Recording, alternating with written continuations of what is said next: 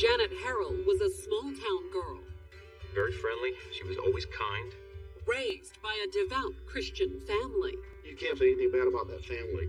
Who became an upstanding member of her congregation. They were in our church, and we became friends with them. But then, a bizarre kidnapping. Somebody was attacking our husband. He had a taser. And a freak accident. She just didn't even see me. Just plowed into the back of my car. Landed the church-going good girl in some serious trouble. Most people were really shocked. That is just something you'll never forget. But was she a criminal mastermind? We were led to believe that this crime was orchestrated by Miss Harrell. Or merely the victim of circumstance. I'm thinking to myself, this girl had absolutely no knowledge of what happened.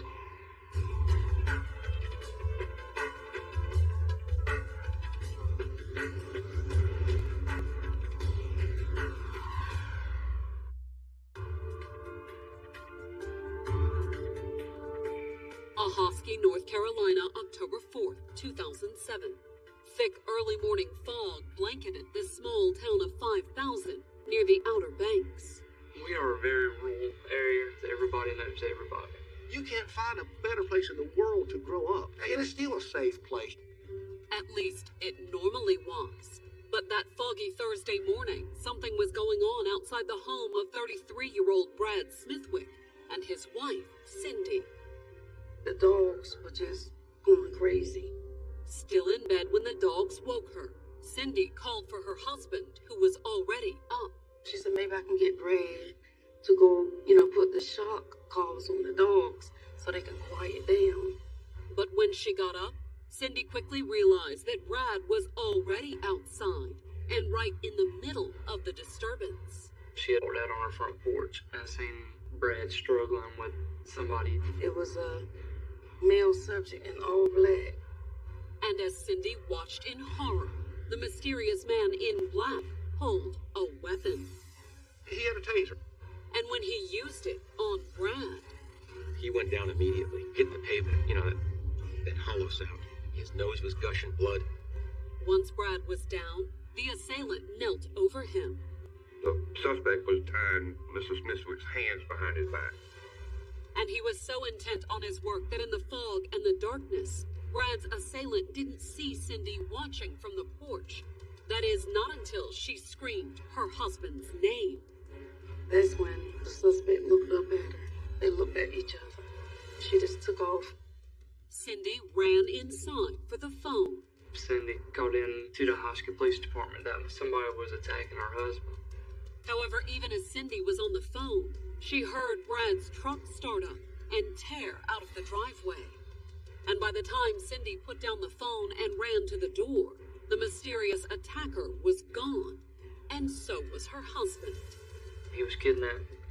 However, Brad's kidnapper had left some tantalizing clues behind. When a taser is deployed, it shoots out little confetti dots all over the place.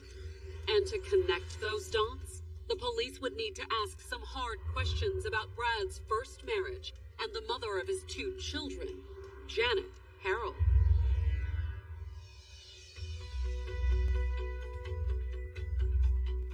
Born in 1974, Janet Harrell grew up in Edenton, North Carolina, a quaint colonial town on the coast, about 30 miles from Ahoskie. It has been called the most beautiful town in the South. Janet had been raised in a large, devout Christian family. The Harrell family. This is a large family of farmers. Can't find anybody in the community who say anything bad about that family. And as a child, the same went for Janet. She's very bubbly, very outgoing, very friendly. She was a great girl. She was very friendly. She was always kind. And she had a beautiful voice. Janet sang in the church choir and in a Christian quartet with 3 other girls.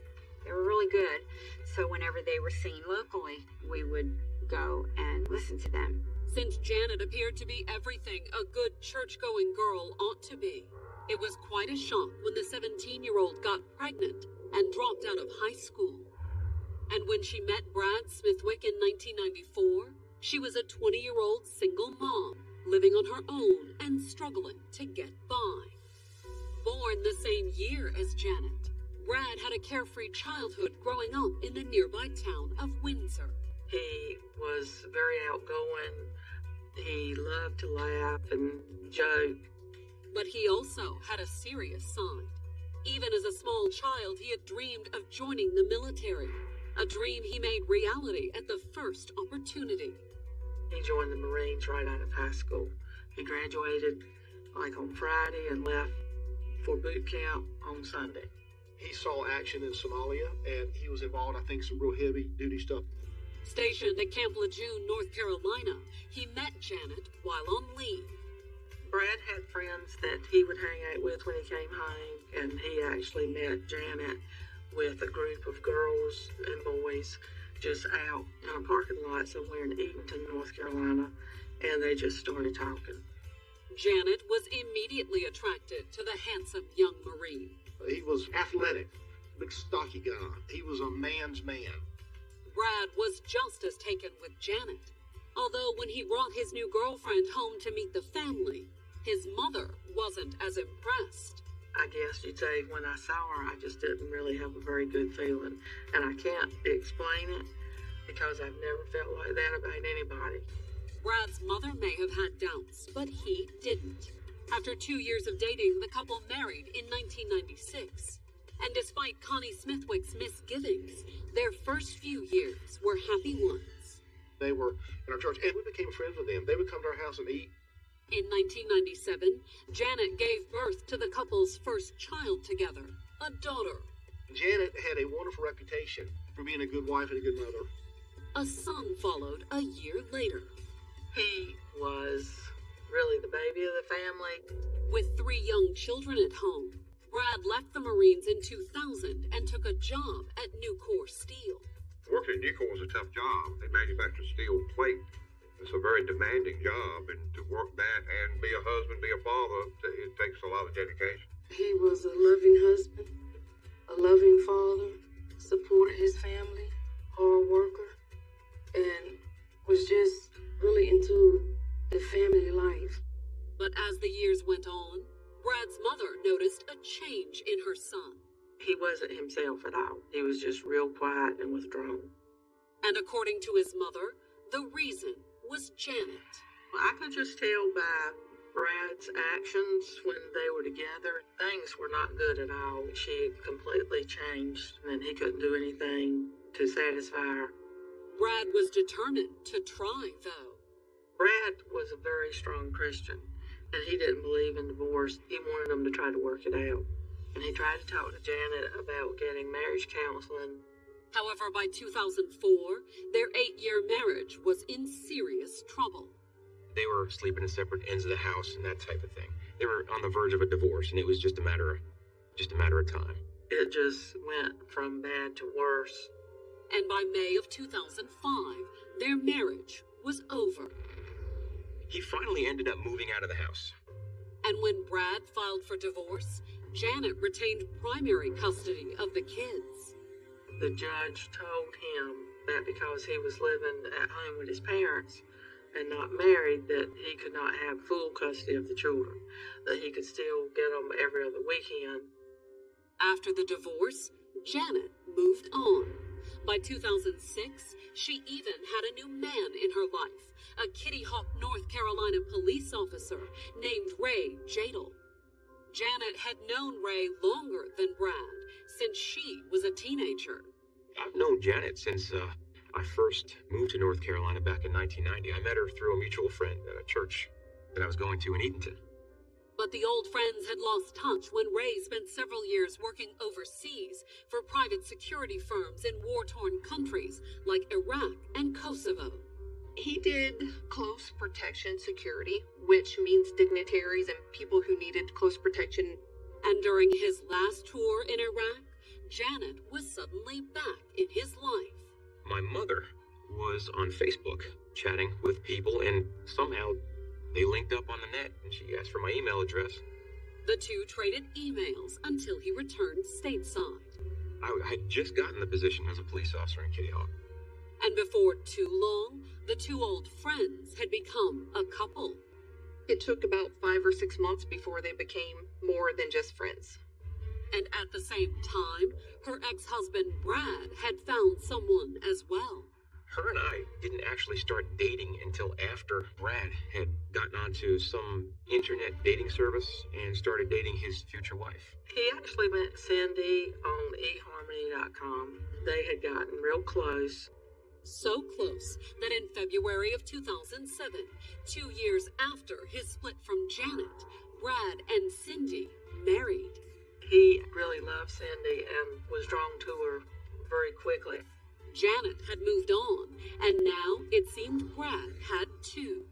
But a bizarre kidnapping 8 months into his new marriage would leave the authorities wondering, had they truly been able to let go? Coming up, after Brad's abduction, suspicion turns to his ex-wife. That was my very first thought, that Janet had done something. And a traffic accident provides a bizarre clue. He looked in the rearview mirror, and he merely had time to brace for impact.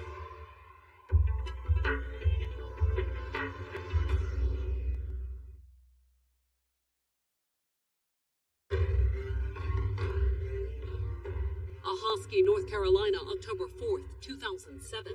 It was a little after 6 a.m. when Cindy Smithwick called 911 and reported that a mysterious man in black had just abducted her husband, Brad. And by the time the police reached the scene, both Cindy's husband and the kidnapper were gone. In the driveway, it was like 2 pools of blood. That wasn't all that had been left behind, however. In addition to the blood, the driveway was scattered with tiny metal dots, a clear indication that Brad had been tased by his abductor. Each taser cartridge has what we call taser confetti. When the taser cartridge is deployed, it shoots out the confetti onto the ground. The fact that Brad's attacker had used a taser was a hopeful sign for the police. He could be still living. But could the authorities catch the kidnapper in time? Other than the fact that he had apparently stolen Brad's trunk, Cindy couldn't give the police much more information about the mysterious man in black.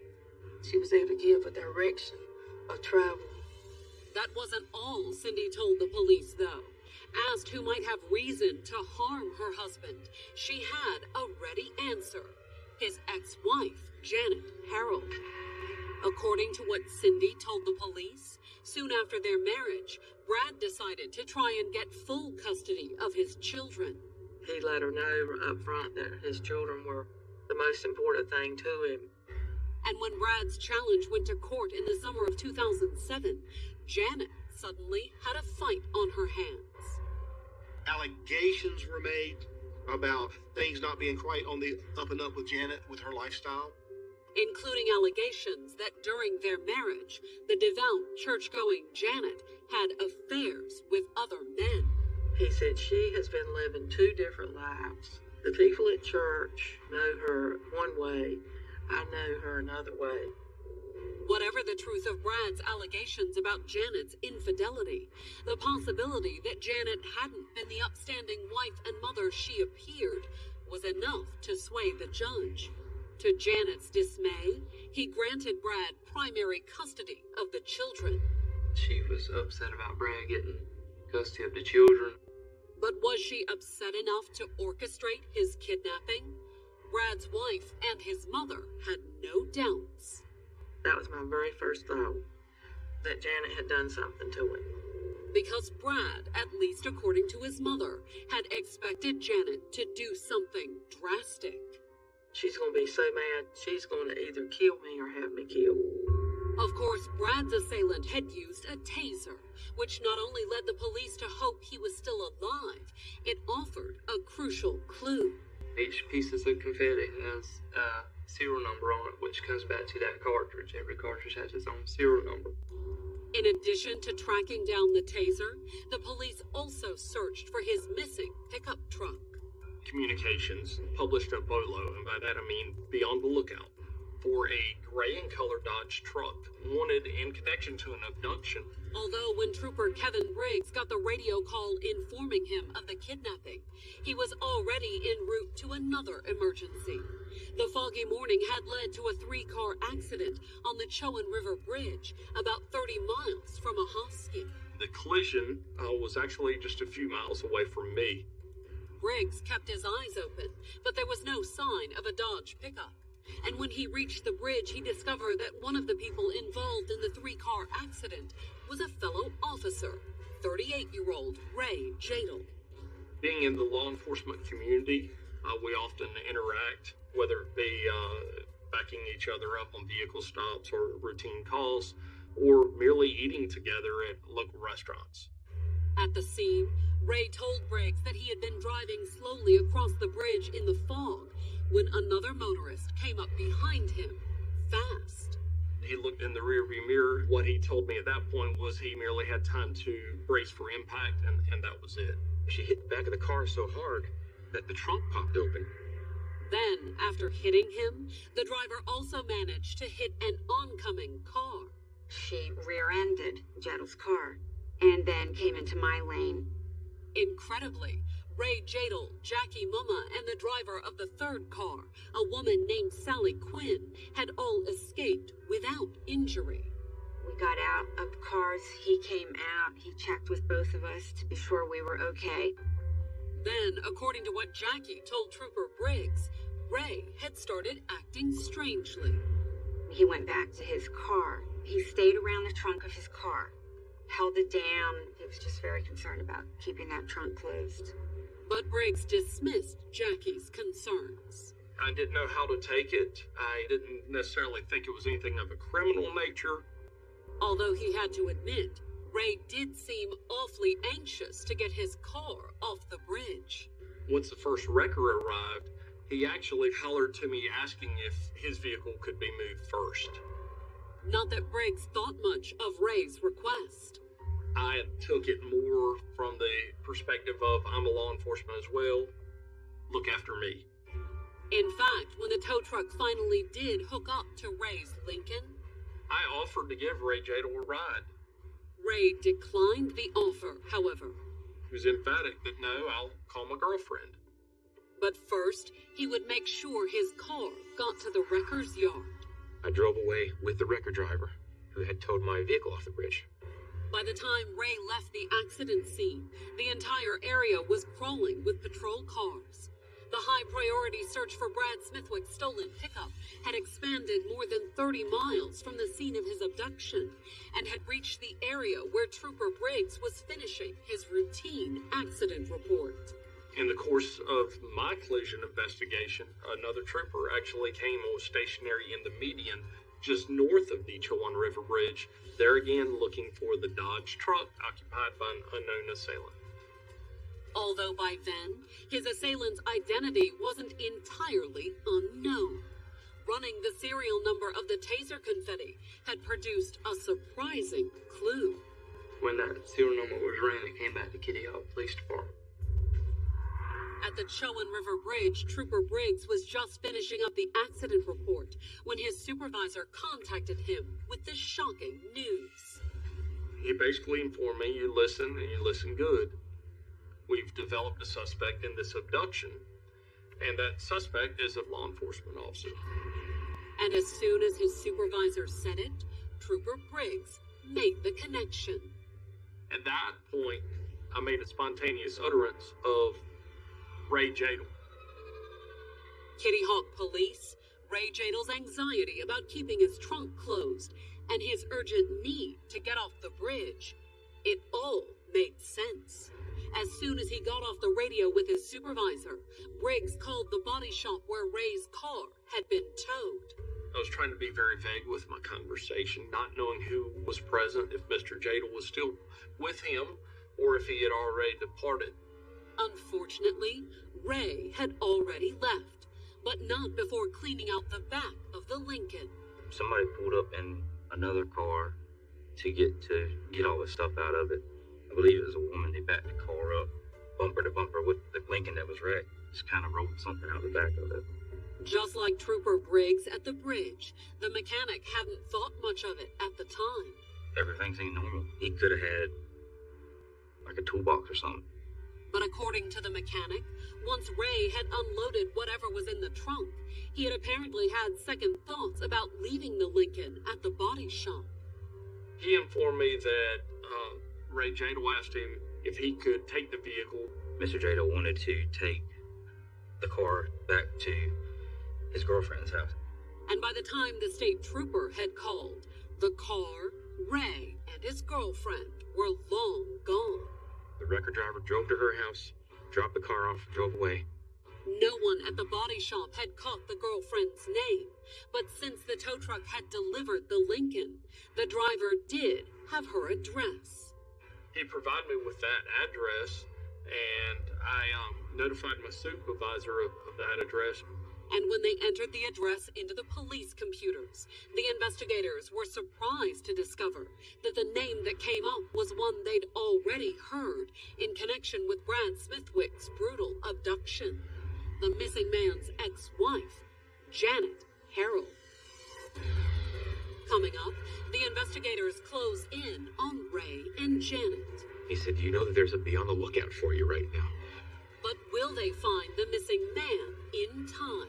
You always hope that they were just holding him in a room somewhere.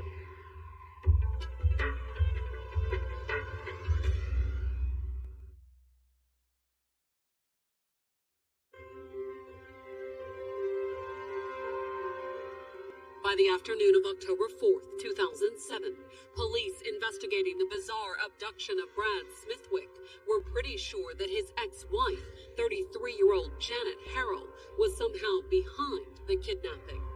Brad and Janet had a very bitter divorce. But the real breakthrough came after Janet's current boyfriend, Ray Jadle, had been rear-ended on a bridge that same morning. His trunk, at that point, would not stay down, so he stayed around the trunk, held it down with his hand, which, hindsight, it really seemed really strange. Had Brad or his body been in the trunk? Was that why Ray Jadle had been so anxious to keep it closed? Determined to find out, state troopers drove out to Janet's house, where Ray's Lincoln had been towed after the accident. Officers do go to Janet Harrell's residence. They end up speaking with her. Not that she had much to tell them. All Janet said she knew was that Ray had been in an accident earlier that morning, and she had loaned him her car, the same car they'd transferred the contents of the Lincoln's trunk into earlier at the body shop. Backed the car up to the back bumper of the Lincoln. It was touching bumpers. And then they transferred something out of the Lincoln into the other car. And the Lincoln? It was still parked at Janet's house. At that point, the spare tire was on top of the trunk lid to keep the trunk lid down. Although by the time investigators finally got a look inside the trunk, it wasn't just empty. It had been stripped bare. The trunk liner was in fact missing. Although whoever had cleaned out the Lincoln's trunk hadn't done a thorough job. There was a small amount of blood visible around the seal, the rubber seal to the trunk lid.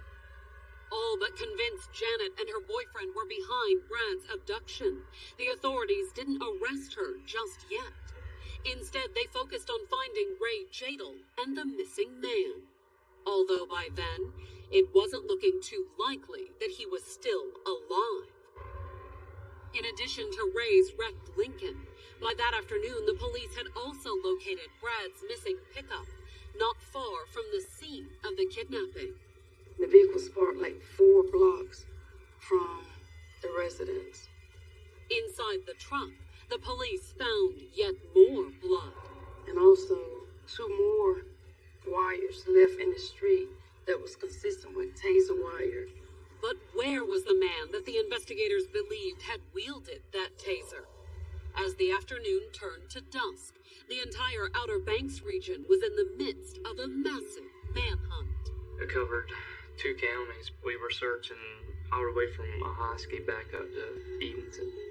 However, even as law enforcement scoured 2 counties in search of one of their own, a fellow officer informed Ray Jadel that he was a wanted fugitive.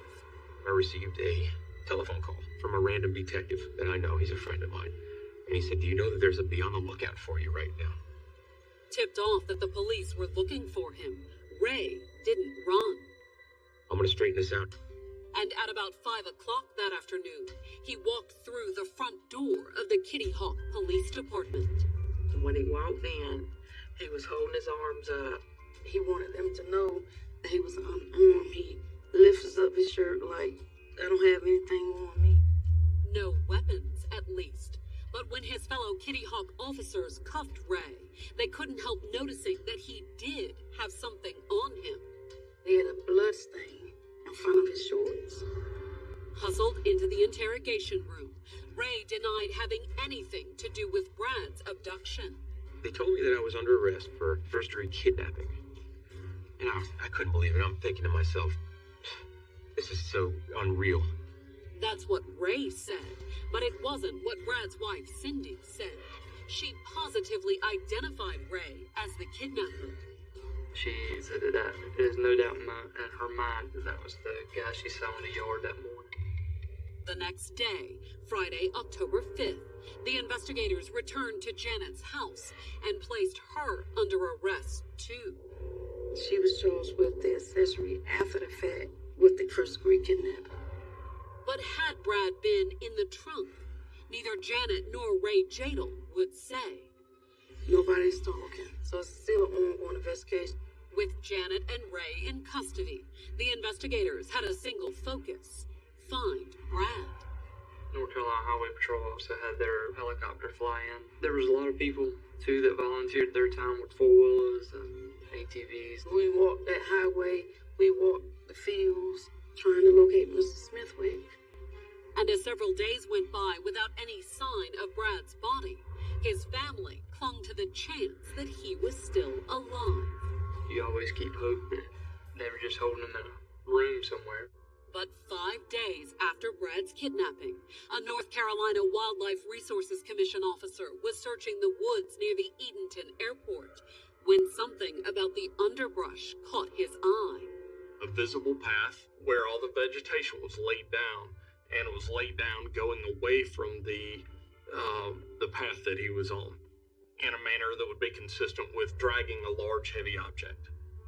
And when the officer followed the drag marks, he soon discovered just what that object was: Brad Smithwick's dead body.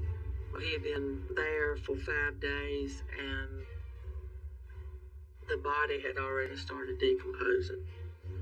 The way they identified Brad was by a couple of tattoos on his back. His body was face down. He was handcuffed. He had been killed with a single shot to the back of the head. But when? Was he alive in the trunk? And bound and gagged and just couldn't say anything. The mere thought was almost too much to bear for those who had been on the Chowan River Bridge that fateful morning. Was he still alive? Could we have helped? Quite honestly, I'm beating myself up. You know, what would have happened if I had discovered Brad Smithwick at this point? How that would have changed where we were. According to the autopsy, it wouldn't have made a difference. My understanding of the medical examiner's rulings is that his injuries that were suffered from the vehicle collision were post-mortem. And now that there was no doubt that Brad was dead, the authorities built a murder case against Janet and her boyfriend, starting with the bloodstains in Ray's trunk and on his shorts. Oh, they had to be sent to the lab to get tested, so they were not charged immediately at that time with his death. They were still charged with his kidnapping, though, and remained in jail. The bond was so high. Brad's family anxiously awaited the results, even as they struggled to adjust to the new reality. We tried to keep everything as normal as possible for the children, because at the time they were 9 and 10. Finally, at the end of October, the test results came back. The blood in Ray Jadel's trunk was Brad's. And within days of those findings, Janet and her boyfriend were charged with murder. Coming up, will the prosecutors have enough to convict Janet? She could walk, which really scared us. Or will they need to make a deal? He said the district attorney wants her. They don't want you.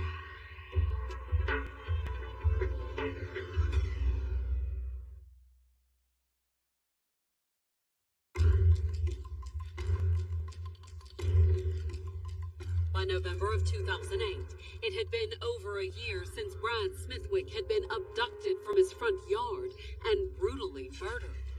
But that didn't mean the small town of Ahoskie, North Carolina, had forgotten about the crime. Not by any means.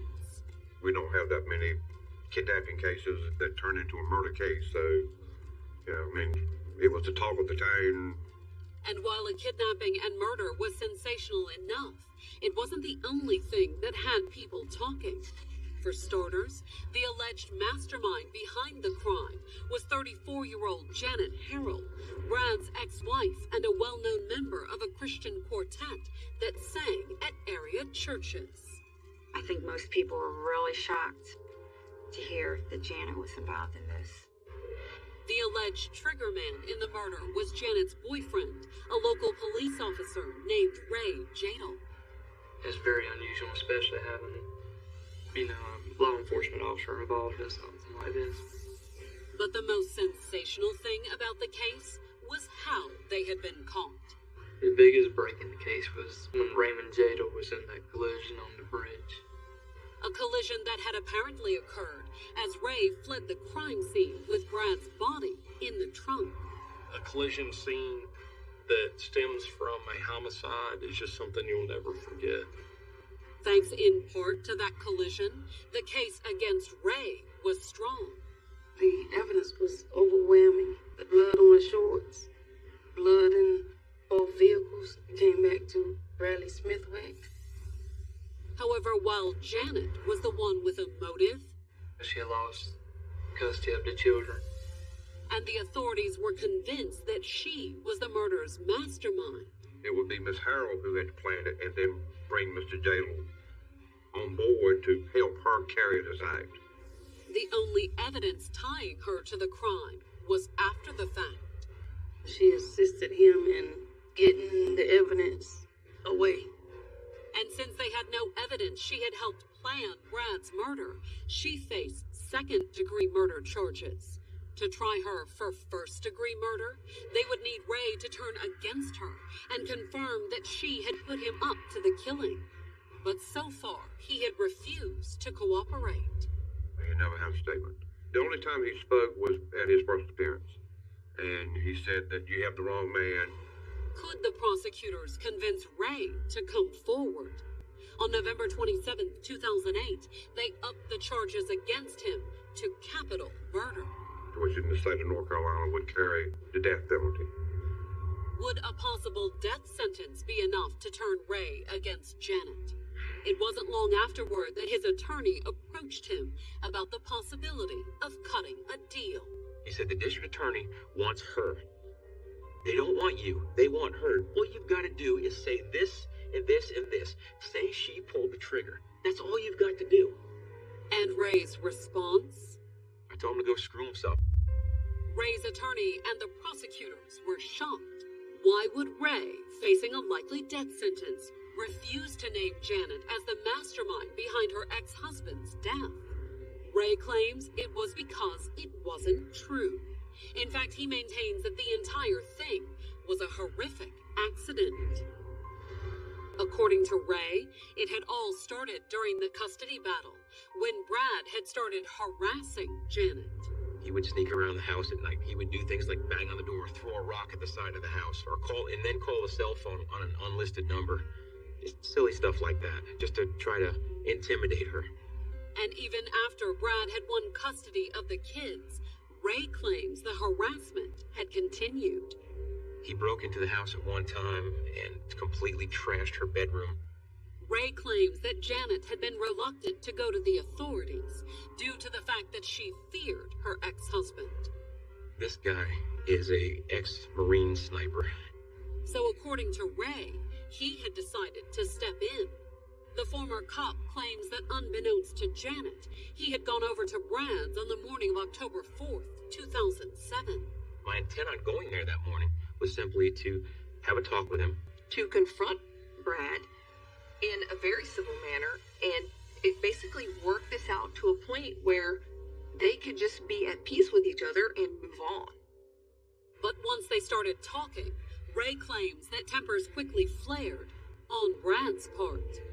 He sucker punched me. A struggle ensued, according to Ray, with the ex-Marine quickly gaining the upper hand. Brad was bigger and stronger than Ray. I think Brad would have really worked Ray over in a fight. Or he would have, if not for one thing. I had my taser with me. Although according to Ray, he had initially used it in an attempt to defuse the situation. I pulled out my taser and I flipped the light onto him. And I even warned him, I said, I'm going to shoot you if you don't stop. But Ray claims that Brad ignored his warning. His response was just profanity, and he came in to kick me again, and that's when I tased him. Ray says that when the jolt from the taser dropped Brad to the ground, he had tried to help the stunned man back onto his feet. And when Cindy came out on the porch a few moments later, Ray claims he wasn't trying to tie up her husband. He was trying to untangle him from the wires. I tried to help him with the taser leads. I said, just take these leads out. I said, you'll be fine. Ray says that he was about to call out to Cindy and tell her everything was okay when Brad begged him not to. According to Ray, Cindy had no idea Brad had been stalking and harassing his ex-wife, and he aimed to keep it a secret, too. I didn't want her even knowing what was going on. He said, we gotta get out of here. According to Ray, that was why he had jumped into the truck with Brad and driven away. We drove around the block to where my car was parked on the next block over. I got out of the truck because I was gonna leave. But Ray claims that as he got out of the truck, a handgun, one he says belonged to Brad, had fallen out of the cab and onto the pavement. I picked it up, and he immediately demanded it back. He said, give me back my gun. Ray says that considering everything that had just happened, he had refused Brad's request. I was not going to hand him a gun at that point. So according to Ray, Brad had tried to take it. He just lunged in at me and grabbed a hold of the gun. And as they wrestled over the gun had an accidental discharge, and it was over. Brad was killed instantly. I was just so shocked. I was heartbroken. Ray says that he was also panicked. Rather than call the police, he'd stuffed Brad's body into the trunk of his Lincoln and driven away. I figured I'd go to my chief. I'd let him know what happened. But then, as he drove to Kitty Hawk, Ray's plan changed. I was flipping out. I took the first dirt road, and I figured I'd just take him out of the car. I'd place him somewhere. And despite the fact that Brad's autopsy found injuries from the crash, Ray claims that it was only after he had dumped Brad's body that he had gotten in the accident on the Chowan River Bridge. A woman was speeding behind me. I guess she just didn't even see me and just plowed into the back of my car. And Janet, Ray claims she was entirely innocent. We never discussed going over there or ever doing Brad any harm. That's ridiculous. She would never even consider doing anything like that. Nor, according to Ray, did she see the bloody tarp and the other items he removed from the Lincoln's trunk. If she saw it, she would have flipped. She would have lost it. He wouldn't testify against Janet because, according to Ray, the only thing she was guilty of was being his girlfriend. She had no idea what had went on. She basically got in trouble because she helped me when I called for a ride. Coming up, can the prosecutors convict Janet without Ray's cooperation? We were led to believe that this crime was orchestrated by Miss Harrell. Or will their case come to a surprising end? Honestly, I couldn't believe it.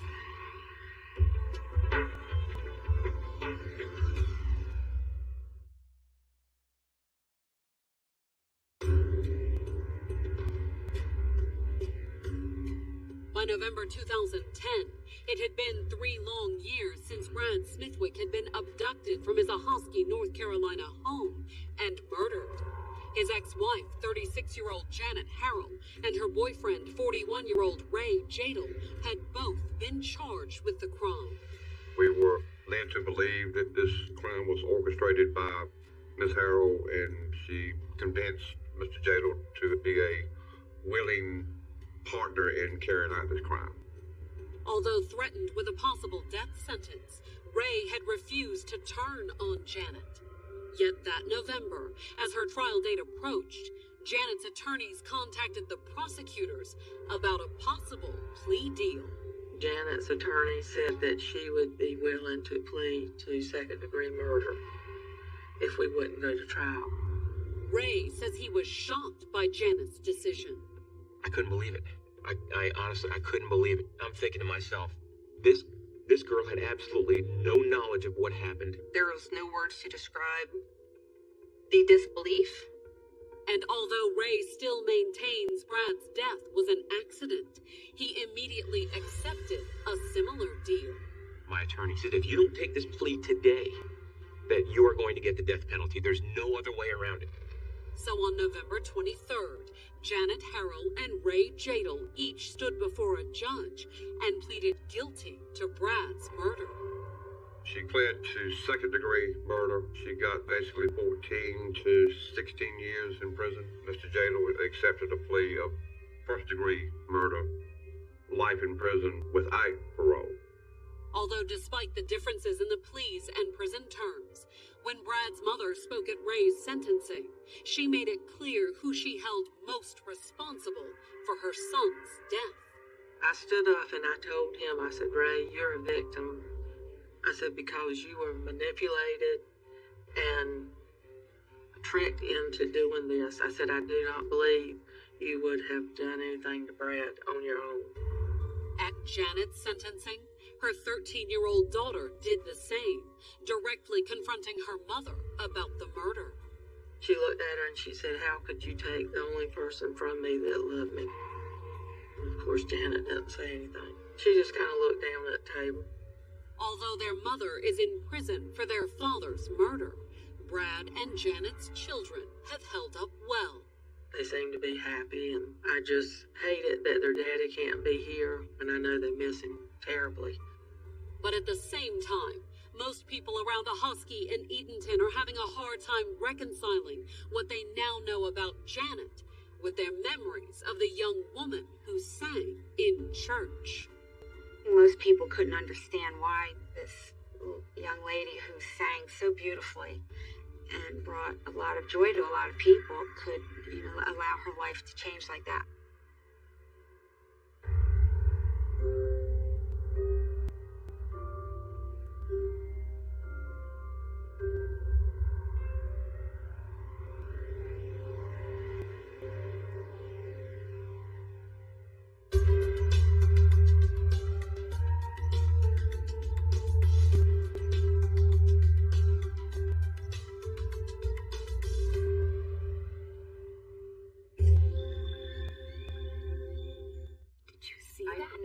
Amazing. I love this.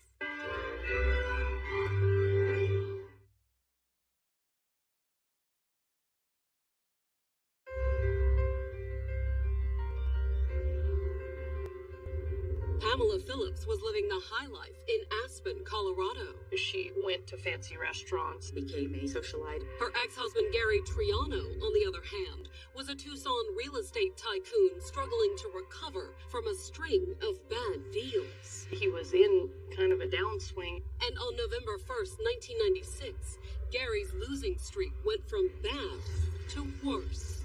A bomb exploded in Gary Triano's car. We have an assassination. Had a risky business deal cost him his life? It was payback. Folks out of Chicago. The Russian mafia. Or would the money trail and a 20-year investigation end up leading the police in an entirely different direction? You're going to be in prison for murder.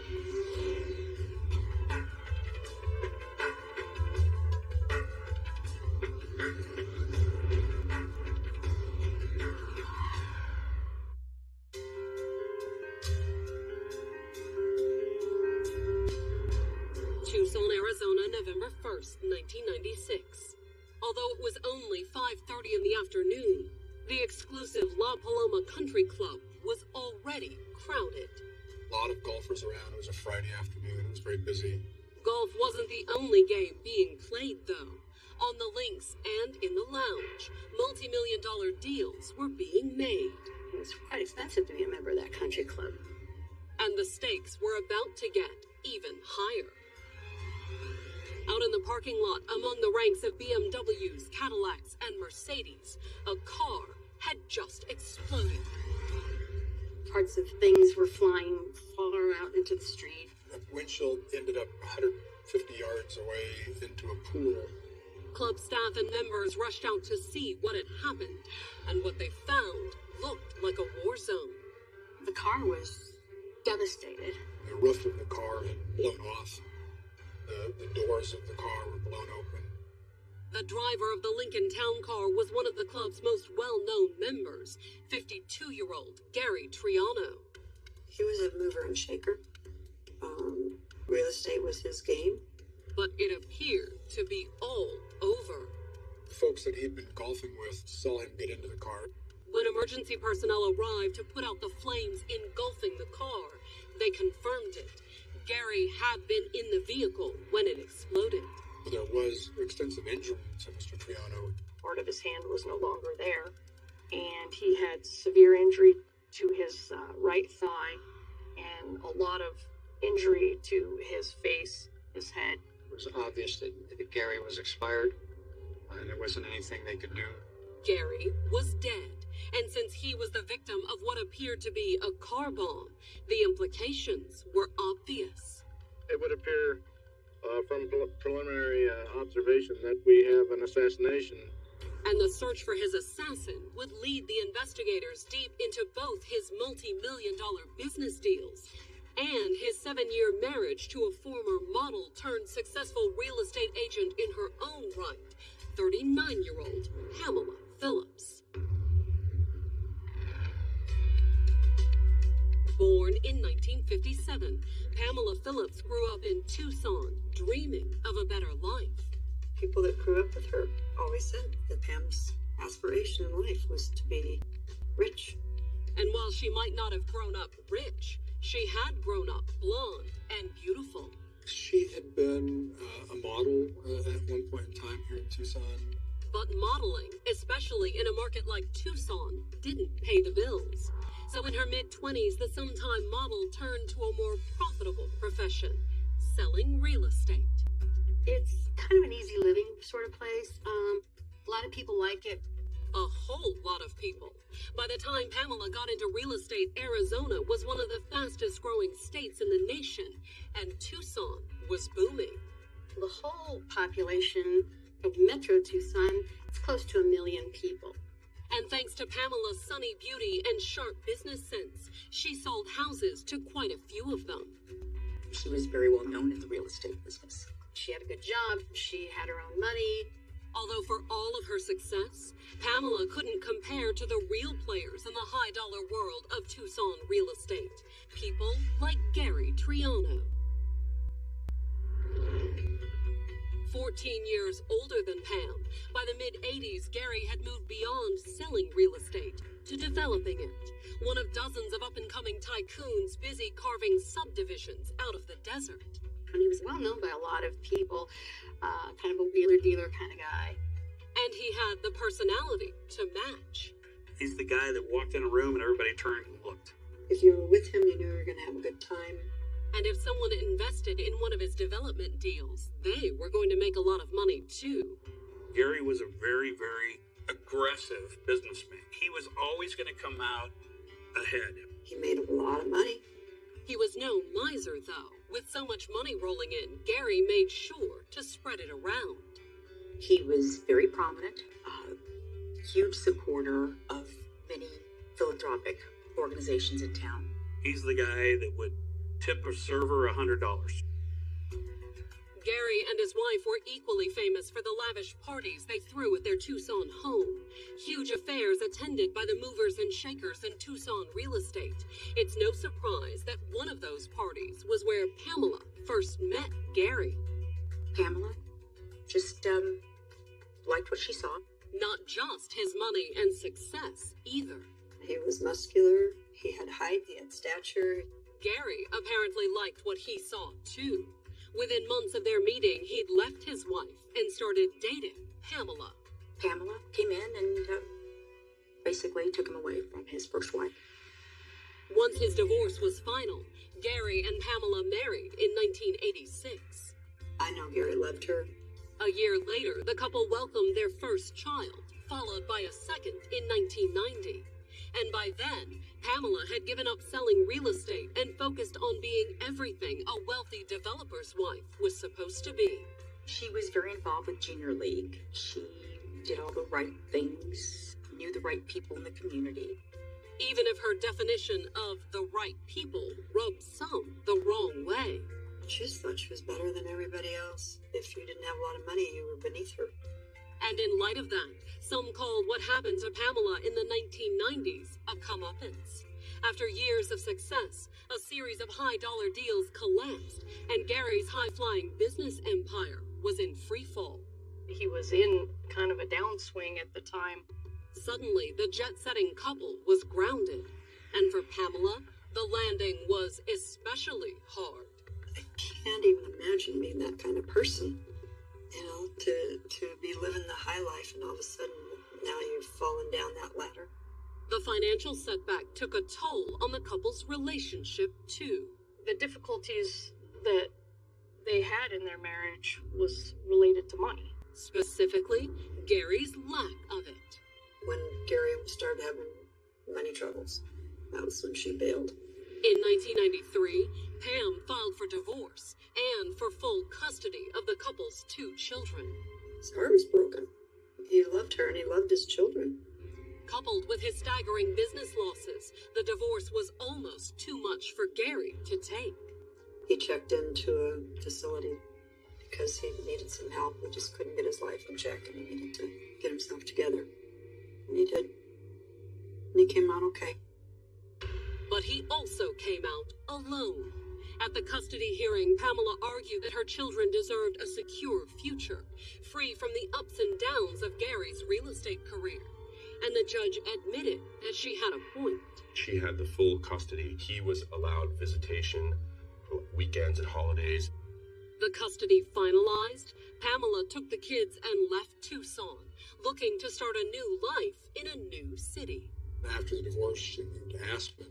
And the fact that her new home was practically synonymous with wealth and celebrity wasn't exactly a surprise to Gary's friends back in Tucson. It wasn't any secret that she loved the power, she loved the money.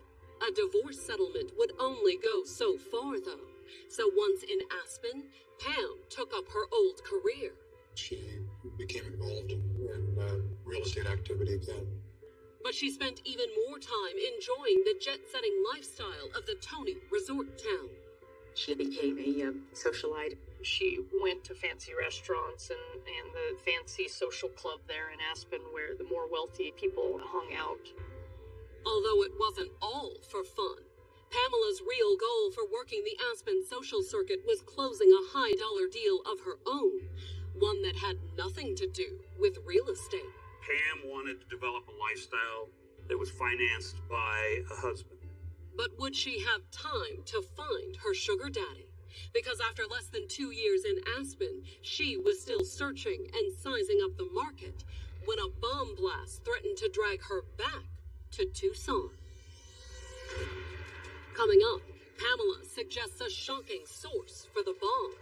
He had these connections to the mob. But a chance discovery reveals an entirely different connection. Found in the van were a lot of notes.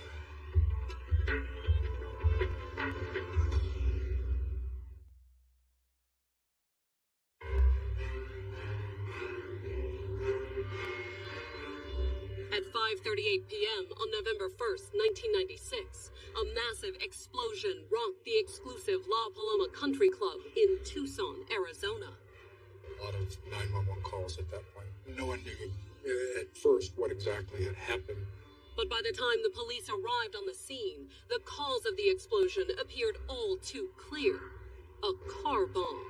There were parts of the car that were found out on the main roadway outside the country club. And the driver of the car, a prominent real estate developer named Gary Triano, had been killed instantly. When the bomb exploded, he had already gotten into his car. Incredibly, despite the debris scattered across the parking lot, no one else was seriously injured. The only other significant injury was another man who was parked in the parking lot, actually in a car just adjacent to Mr. Triano's car. He suffered some cuts from broken glass. While the coroner's personnel removed Gary's body from the remains of his Lincoln, the Pima County Sheriff's Department, the Tucson Police Bomb Squad, and agents from the Federal Bureau of Alcohol, Tobacco, and Firearms moved in to try and determine the nature of the bomb that killed Gary. There were numerous bomb squads. It was a sea of law enforcement. Red lights, blue lights, flashing. And considering the power of the explosion, the search for clues covered a wide area. There are car parts and other evidence blown across Sunrise, blown on top of buildings. Roofs were searched, golf courses were searched. It was an exhaustive effort. While the explosive experts worked, Gary's family and friends reeled from not just the news that he was dead, but also the almost unbelievable way he died. It's one thing when you die of a heart attack or you die in a car wreck or something, but to be blown to bits, people were devastated. It was hard to believe a car bomb intentionally set to kill someone. But that appeared to be the case, more or less. After hours of careful searching, the ATF and bomb squads had recovered enough components to begin reconstructing the device. It was a pipe bomb. The investigators had also recovered the shredded remains of the athletic bag the killer had apparently used to conceal the bomb. He disguised the device to look innocent. And while Gary was playing golf at the club, it appeared that the killer had somehow placed the device inside the Lincoln. Walk up to the car and open the door, drop the bag in there, walk back to your car and wait. And based on the reconstructed remains of the device, the killer had waited. But this was a remote detonated device. Which would indicate the person that pushed the button could see the car. But whose finger had been on the button? Hoping for more information, the investigators spent the next several days contacting Gary's friends and business associates. But what they found out didn't exactly narrow things down. Gary Triano was a man who angered a lot of people. According to the people who knew Gary well, the real estate developer had been in a bit of a slump. They did owe a lot of money. He was in debt, millions of dollars. 40 million to be exact. And he had a habit of not paying up. We learned about numerous lawsuits that were pending. Numerous was not an understatement either. He had 100 civil lawsuits against him. Whether those lawsuits would ever recover the money Gary owed was tough to say. 2 years earlier, in 1994, the developer had filed for bankruptcy. So, from the investigative point of view, there were a lot of people who might have had a motive to kill Gary Triano. When the investigators spoke to Gary's ex-wife, Pamela Phillips, she suggested that some of the people he owed money to were just the sort to put a hit on Gary. It was soon after the bombing that the investigators contacted Pamela at her home in Aspen, Colorado. They were trying to gather information from her about what was going on in Gary Triano's life at the time that he was murdered. According to Pamela, there had been plenty going on, and little of it above board. The 39-year-old told them that Gary had grown increasingly desperate as his debts mounted. There were Chinese investors, Mexican investors, folks out of Chicago. There was the innuendo that he had these connections to the mob. Was it possible one of those connections was behind the bomb that caused Gary's car to explode? That's definitely what Pamela suggested. It was payback because Gary owed so much money. And when the investigators followed up back in Tucson, Gary's friends appeared to confirm Pam's sinister theory. There was some speculation that there was maybe some mob involvement. Not only that, according to his friends, Gary had grown increasingly paranoid in the weeks leading up to his death. Gary Triano was telling people, I think I'm being followed.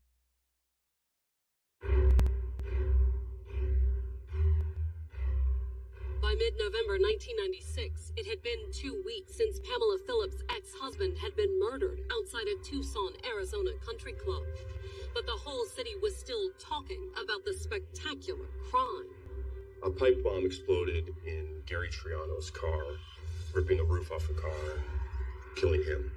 And since Gary was a wealthy real estate developer with a recent run of bad luck, Tucson was buzzing with speculation about a mob hit. The rumors were amazing. I mean, everything from the Russian mafia to people he owed a lot of money to, and he did owe a lot of money. Whether it was mobsters or disgruntled business partners, the long list of potential suspects wasn't making things easy for the authorities.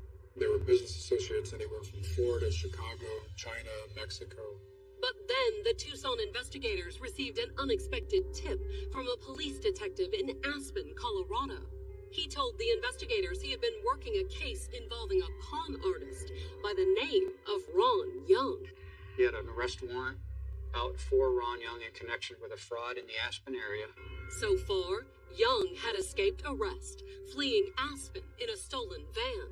But in October of 1996, almost a month before the explosion that killed Gary Triano, California police had recovered the van. And inside, they had found shocking evidence that tied Ron Young to the dead man. There's notes about intimate details of Gary's life. There's a map of Tucson, notes about people that Gary associated with. They also found evidence that Ron had been in Tucson in the weeks before the bombing. A receipt for a hotel, which is halfway between where Gary was living and La Paloma Country Club. Add it all up, and the evidence was unmistakable. Ron Young had spent some time stalking Gary Triano. After almost 2 weeks of wild rumors, the investigators had just found their first real lead. We believe he's implicated in this murder case. And since Ron had been based in Aspen, the fact that he was implicated raised some complicated questions about Gary's ex-wife, Pamela Phillips. She lived in Aspen at the time that the bombing occurred. And that wasn't just a coincidence either. According to the Aspen detective, Pam and Ron knew one another. When Pam first moved to Colorado after the divorce, she and Ron had been neighbors. They began some sort of a friendship, and it seems to have started where Mr. Young was giving Pam Phillips financial advice. But as time went on, discussions between the con man and the divorcee had turned from financial advice to something far more intimate. There was a romantic relationship between Pamela Phillips and Ron Young. We have witnesses that talk about Ron spending the night, long evenings in front of the fireplace, curled up with each other. The relationship had lasted until Ron skipped town with a van full of papers pertaining to Gary. But did that mean Pamela was in on the murder? Working with their counterparts in Aspen, the Tucson investigators shifted their focus to Gary's ex-wife. In the 2 years since moving to Aspen, Pamela had been enjoying everything the upscale resort town had to offer. People described her as being somewhat of a socialite. And as far as her Aspen friends knew, she could afford it. She was working as a realtor. But when the investigators took a closer look at Pamela's finances, they discovered that the 39-year-old wasn't doing nearly as well as she'd led her new friends to believe. She was living off about $250,000 that she was able to walk away from Tucson with, from selling their home in Tucson. Although in a Tony resort town like Aspen, $250,000 wouldn't go far. Aspen is an extremely expensive place to live. And after almost 2 years there, Pamela's money was running out. She was down to her last $60,000. She blew through the money. But did that mean she was behind the plot that blew up Gary? Her connection to Ron Young certainly suggested it. And so did her need for cash, once the investigators discovered that Gary had been insured for a total of $2 million. The policy didn't name Pamela as the direct beneficiary. The policy was taken out for the benefit of the children. But with the oldest only 9, Gary had to appoint a trustee to control the money until the children turned 18. Pam Phillips was the trustee. However, despite her strong motive and her suspicious connection to Ron Young, the investigators couldn't make an arrest. I certainly had no evidence that directly linked her. To prove that Pamela was behind the bombing, the Pima County authorities needed the man they believed had planted it. The big missing piece was this person, Ron Young. He had fallen off the face of the earth. No one could find him. After ditching the van that clued the police in on his potential connection to Gary's murder, Ron's trail had gone completely cold. And by November of 1997, a year after Gary's death, the investigation into his murder was just as cold. The case was open and active, but there wasn't a lot of activity going on. Not on the part of the police, at least. Pamela, on the other hand, was suddenly very busy and very rich. Within 3 months of the murder, the insurance company paid out a little over $2 million to Pam Phillips. And with the money to finance her socialite lifestyle in Aspen, Pamela had finally found herself a new sugar daddy. She was dating a very wealthy gentleman. They were like one step away from engagement. But would she fulfill her longtime goal of marrying money? In November of 2005, 9 years after the bomb that killed Gary, the Pima County Sheriff's Department, ATF, and Aspen Police arranged for Ron Young to be featured on an episode of America's Most Wanted. An episode mostly talking about the fraud investigation, but also bringing up various aspects of the Triano murder, including enough about Pamela's suspected involvement to give her future fiancé some serious second thoughts. Upon the airing of the America's Most Wanted show, he separated all ties to her. More importantly for the Tucson authorities, the day after the episode aired, they received an urgent phone call from a Fort Lauderdale, Florida chiropractor. Ron Young is going to be in my office. Ron Young is living in Fort Lauderdale under an assumed name. And when Ron arrived for his chiropractic appointment the next day, he was arrested for the almost 10-year-old fraud warrant. He didn't resist or anything like that. He didn't admit any guilt either. He denies any involvement with Gary Triano's death. But when the authorities searched his apartment, they found what appeared to be a wealth of evidence.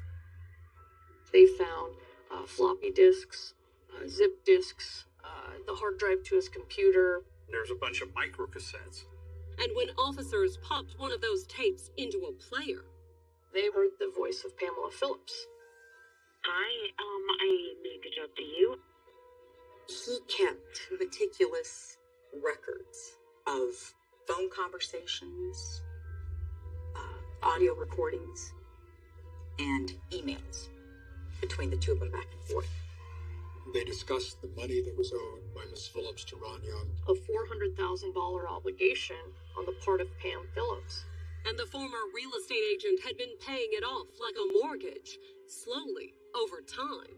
Miss Phillips had been surreptitiously sending money to Ron Young every month in small amounts, $1,500, $2,000 every couple of weeks.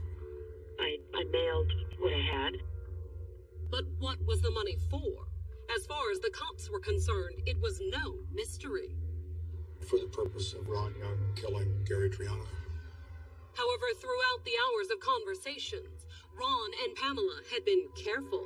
In fact, the only time either of them came close to saying what the money was for came near the end of the tapes, when she started trying to weasel out of paying up.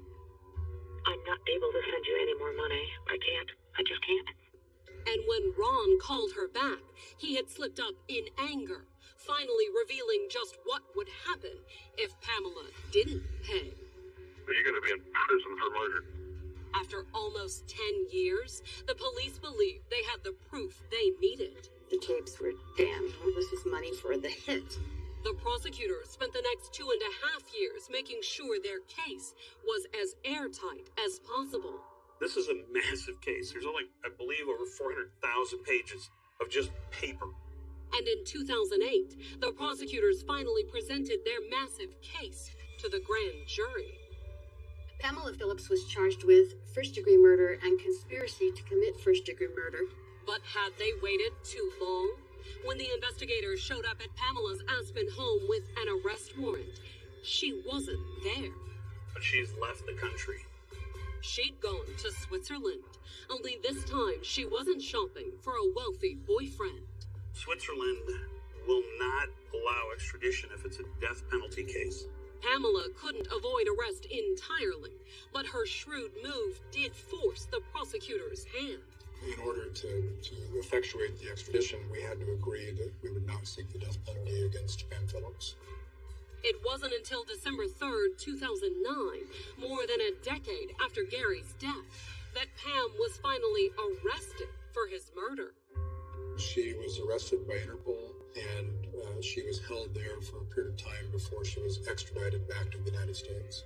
And when she arrived at the Tucson airport on July 2nd, 2010, handcuffed and under police escort, it was hard to even recognize the former Aspen socialite.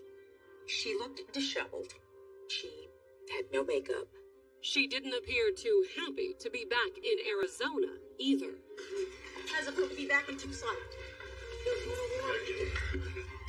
And it was about to get even warmer.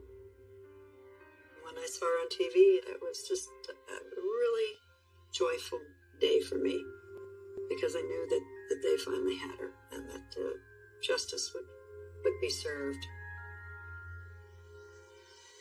Coming up, at trial, the defense claims there was no murder plot. He was extorting money from her. But will a surprise witness say otherwise? She said, oh my gosh, she actually did it.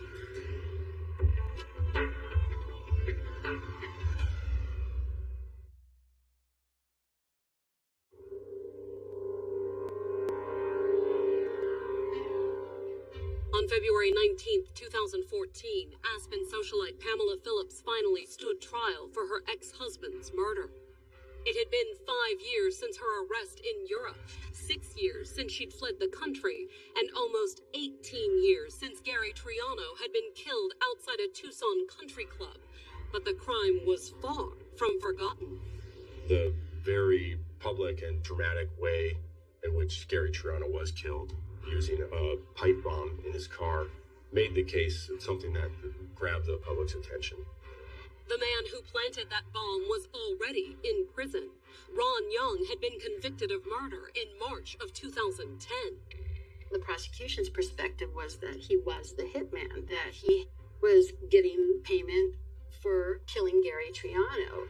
According to the prosecution's opening statement, Pamela had plotted her ex-husband's death in order to get her hands on $2 million worth of life insurance. Pamela Phillips was the only one that benefited from the death of Gary Triano. That life insurance policy was just dangling in front of her, and she went for it. And since her boyfriend Ron Young was already wanted for fraud and desperate for the cash to start a new life, the prosecutors claimed it hadn't been hard for Pamela to convince him to carry out the murder. There was an agreement between Ron and Pam. Hey, if Gary dies, I get $2 million. I'll give you $400,000. That can start a new life for you. So according to the prosecutors, Ron had spent weeks stalking his victim, and then on November 1st, 1996, detonated a remote-controlled bomb that he had planted in Gary's car. From all appearances, Mr. Triano had gotten into the driver's seat, had reached over, and as he reached over, the bomb went off. And the prosecutors claimed that it was no coincidence that soon after that bomb went off, Pamela had started paying Ron off. She was sending him $1,500 on 1 week and then $1,800 a week following that. Being able to show that financial connection was very critical. It was also easy, thanks to the meticulous records Ron had kept. The phone calls, the emails were much of what we relied on at trial to show that there had been this financial relationship between the two of them. However, while the hours of phone calls and hundreds of emails Ron saved did show a clear financial relationship, they didn't quite add up to a murder confession. There were no direct admissions on these phone conversations. You know, they never came out and said it. All told, the word murder came up only once, when Ron lost his temper in an argument and appeared to threaten Pamela, suggesting what would happen to her if she failed to pay. You're going to be in prison for murder. That was the only time murder came up in the tapes. But was it the only time Pamela had discussed killing Gary?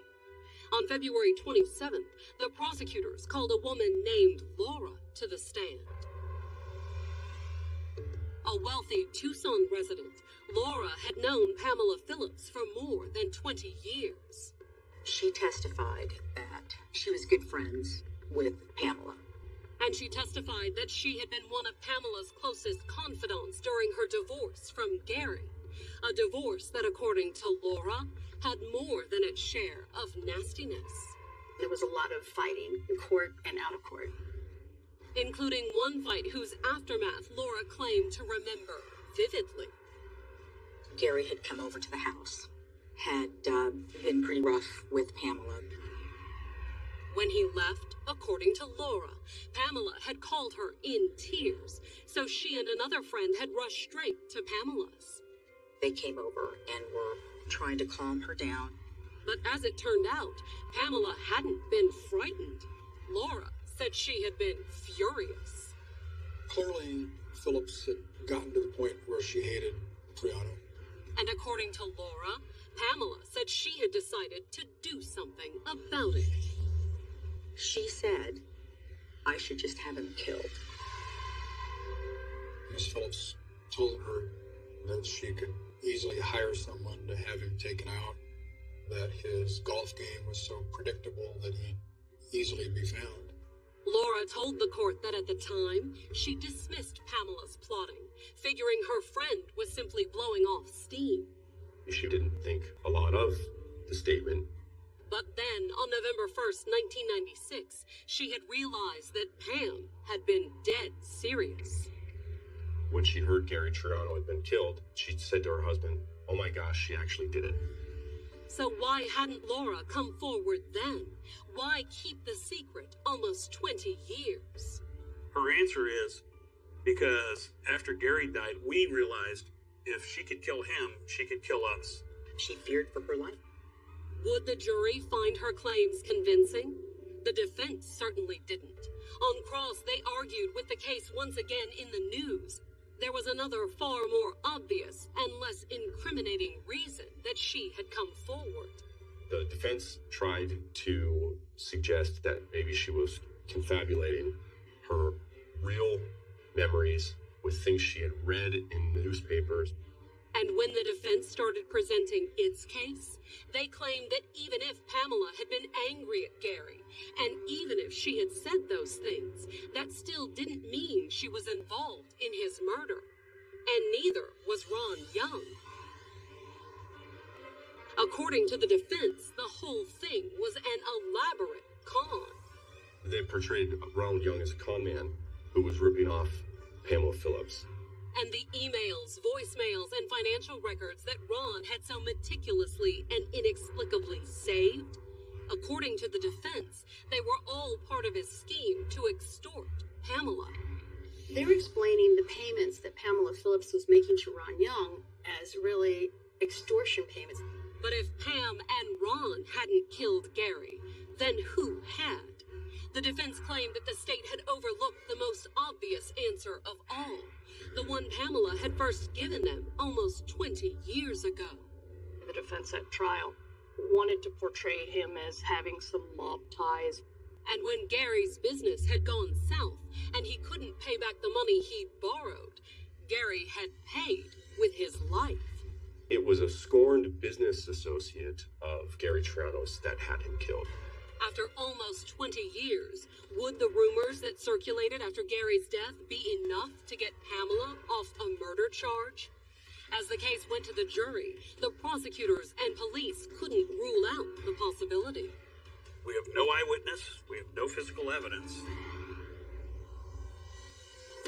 Coming up, the prosecutors brace themselves as the verdict is read. Whether or not we had enough, that was our concern. But Pamela appears confident. She would just look at the camera and do this smile.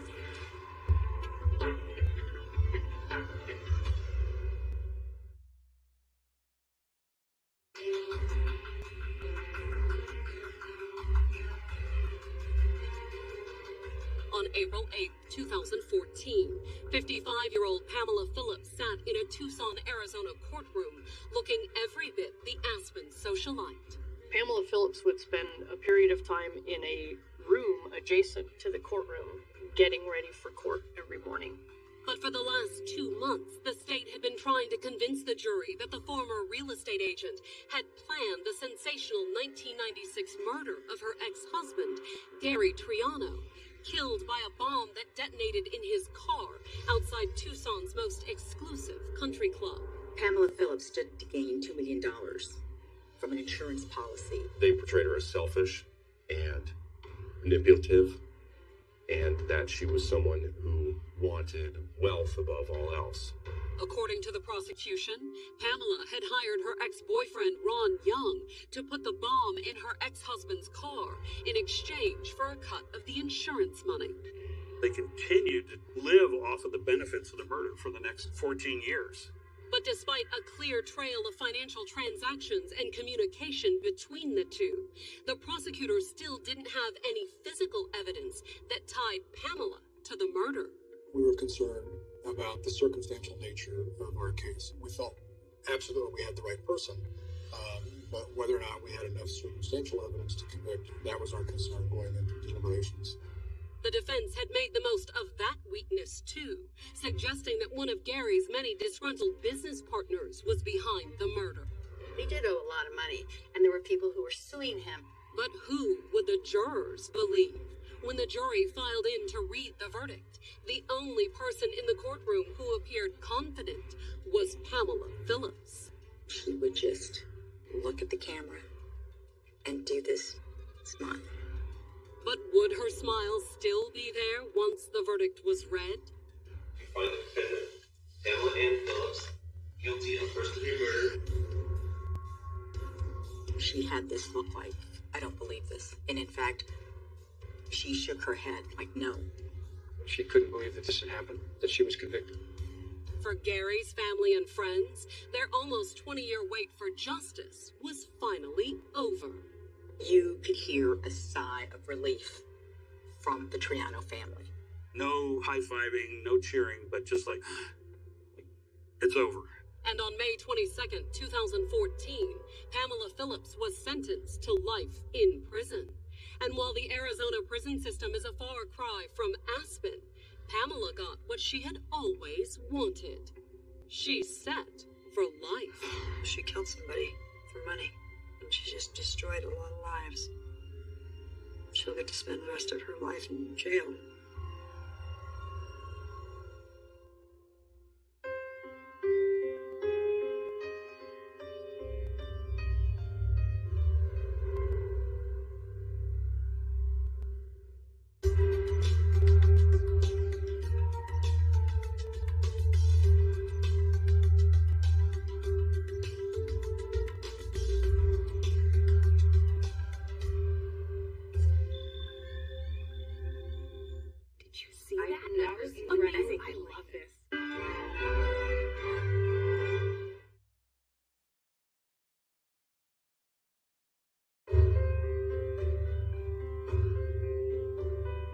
Watasha and Norman had been high school sweethearts.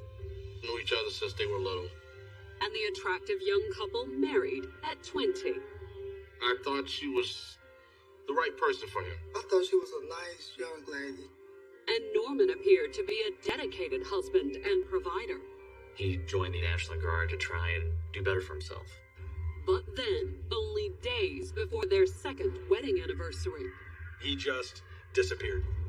And according to Watasha, there was a reason. She said he owed people drug money. But if Watasha's husband was on the run, he didn't get far. The body had been decapitated.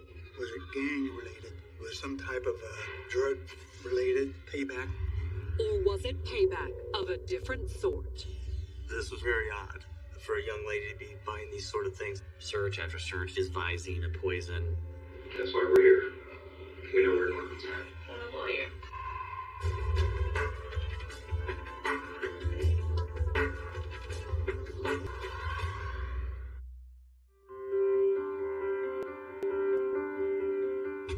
Mechanicsburg, Illinois, October 29, 2012. It was a quiet Monday evening in this farming town just east of the state capital of Springfield. It's a very small community, approximately 300 people. It's very rural. Shortly after 5 o'clock in the evening, a man was driving home on a lonely country road outside of town, keeping a close eye on a creek that ran near the road. He's actually a deer hunter and was looking for deer. Our deer season was starting. But when the man spotted something at the edge of the woods along the creek, it didn't look like a deer. He saw something at the bottom of the embankment, but he really just couldn't identify it. It was visible from the road, but not clearly visible. The man shrugged it off and drove home. But as he was eating his dinner, he continued to ponder the mysterious object he'd seen. It still nagged at him as to what that might have been, so he called a neighbor. So the two men drove back to the spot and approached the strange object lying near the creek. They thought they saw a dead hog. But when the men got closer, they realized the dead body wasn't a hog. It was a man. And he had been butchered. The body had been decapitated. There were no hands or feet on the body. Horrified, the two men reported their grisly discovery. They called the Mechanicsburg Police Department. Not that the tiny local force had much experience with murder. This is, rural Mechanicsburg. This kind of thing, doesn't happen. And even the county sheriff's sergeant was shocked by the dismembered, decapitated body. I had not encountered anything like that in the course of my career. Maybe it was somebody even who came down from Chicago and dumped the body. The search for the dead man's identity would soon have investigators asking questions about gangs, drugs, and a young woman who sang in her church choir, Watasha Denton McCaster.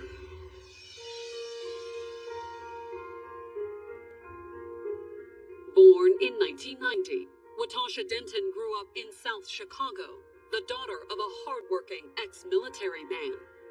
Same job for 20 plus years in Chicago. Dedicated family man, worked very, very, very hard to support his family. And Watasha learned early on the importance of always doing her very best.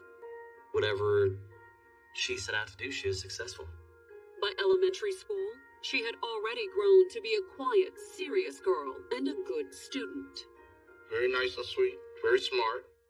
She was musically talented, too. She grew up singing in church and playing in the school band. She played a number of instruments. She wasn't a wallflower, though. In 9th grade, the quiet, serious girl started dating one of the most popular kids in school, Norman Raymel McCaster. Although the same age, Watasha and Norman's backgrounds were vastly different.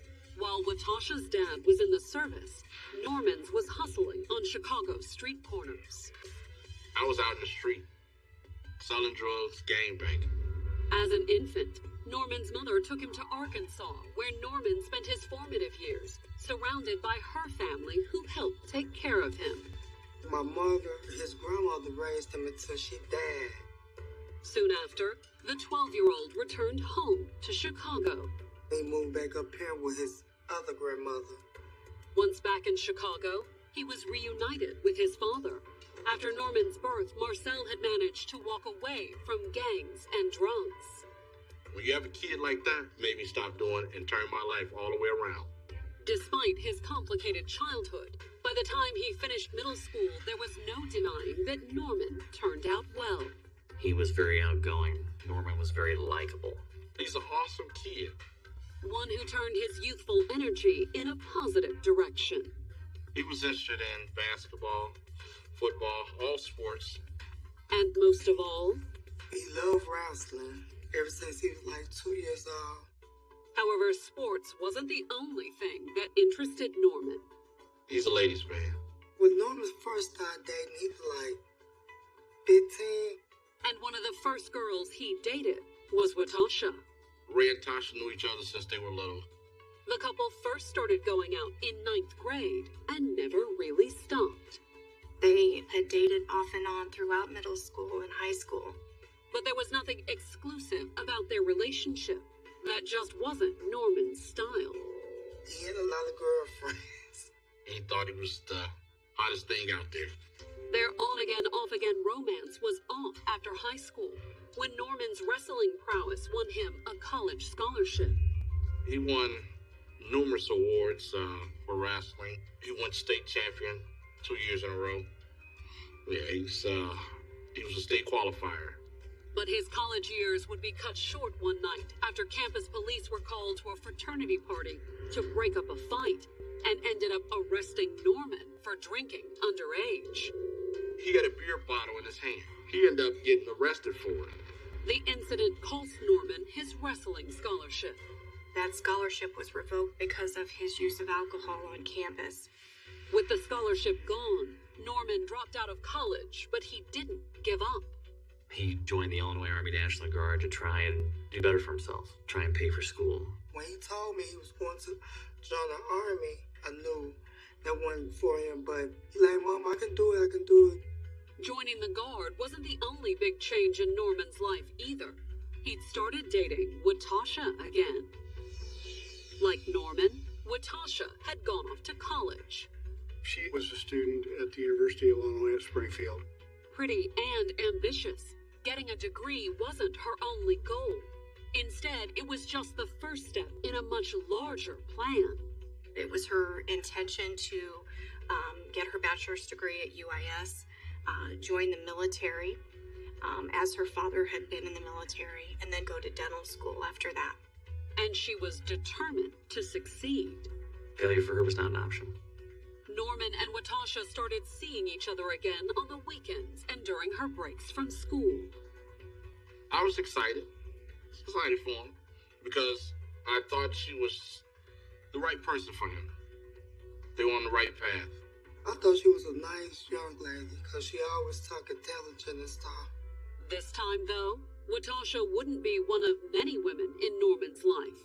She was the only one. He had saved up all his money to get her a ring. And nearly a year into their relationship, when his parents and Watasha showed up at boot camp for his graduation, Norman asked her to marry him. We all went down there for the ceremony, and he proposed to her. Watasha said yes, and after years of dating off and on, they wasted no time in getting married on October 26, 2010. At Merritt City Hall in Springfield. Once married, Watasha and Norman settled into Springfield, where she was still in college. They weren't from here, they were transplants. Although they soon started putting down roots. Watasha joined a church. She was an active member in a local church. She sang in the choir. And Norman found a way to share his wrestling expertise with local youth. He was a volunteer wrestling coach for one of our local high schools. He was passionate about it and wanted to help out kids, so he sort of just showed up at the high school and asked if he could help. In addition to volunteering at the local school and his guard duty, Norman made extra cash working for a temp agency. This was a guy that showed up for work early, left late, got along with everyone. And by the fall of 2012, with their second anniversary approaching, it looked as if the couple was well settled into their modest rental home on the north end of town. They seemed friendly, didn't seem like they had a whole lot of problems. All in all, it seemed like a nice couple. Things weren't perfect, though, at least not for Norman's family. Now that he was living 3 hours away in Springfield, they rarely saw him. One time we had contact with Norman when he came up here for once a month for drill. I think that really bothered his dad. Just as worrisome, his son had started avoiding him too. Every time I call, he's busy. He's doing something. He's this, he's that. And by October, he had grown so distant that Norman's father started to wonder, was his son in some sort of trouble? I'm afraid he couldn't tell me what was going on. Coming up, the authorities struggled to identify a headless murder victim. We were wondering, do we have a maniac loose? And a single scrap of paper provides a crucial clue. I think maybe we had some divine intervention on this case.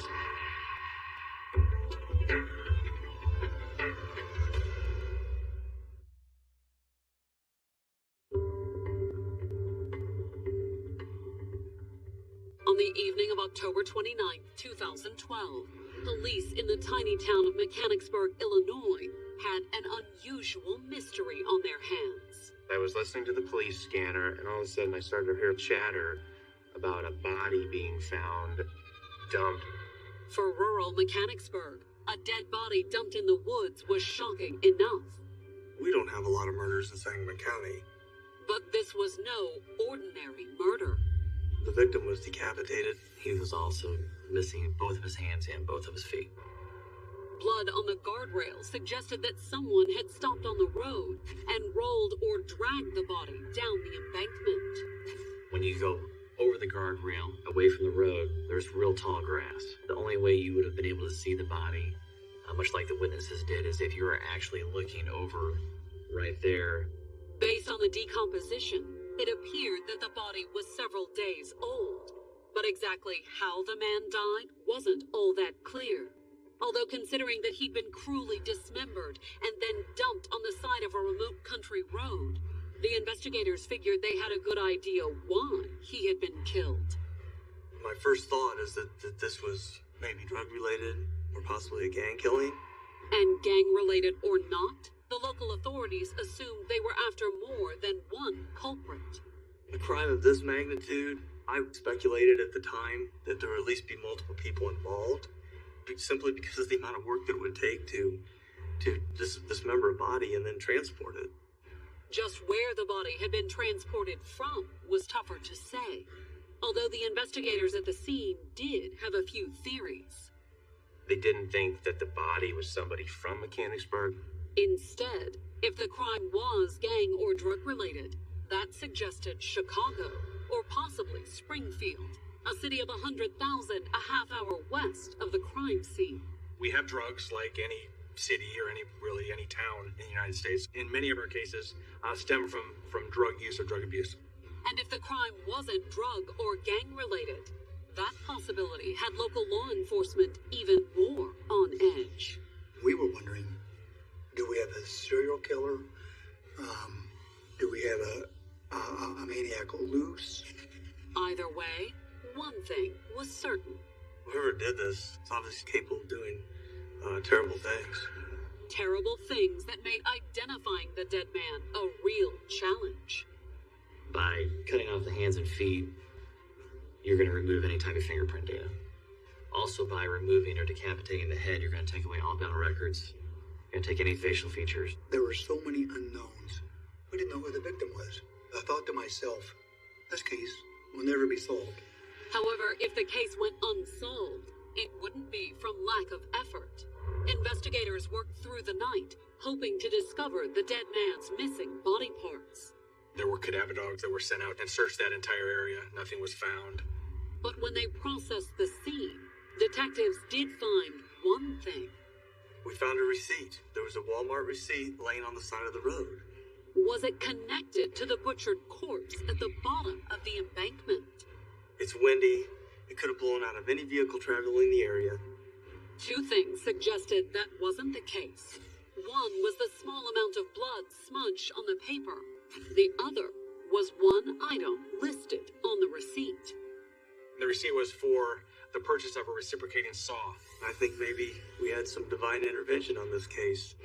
The next morning, convinced the receipt was no coincidence, the investigators went to the Springfield Walmart where the purchase had been made and pulled the security tapes.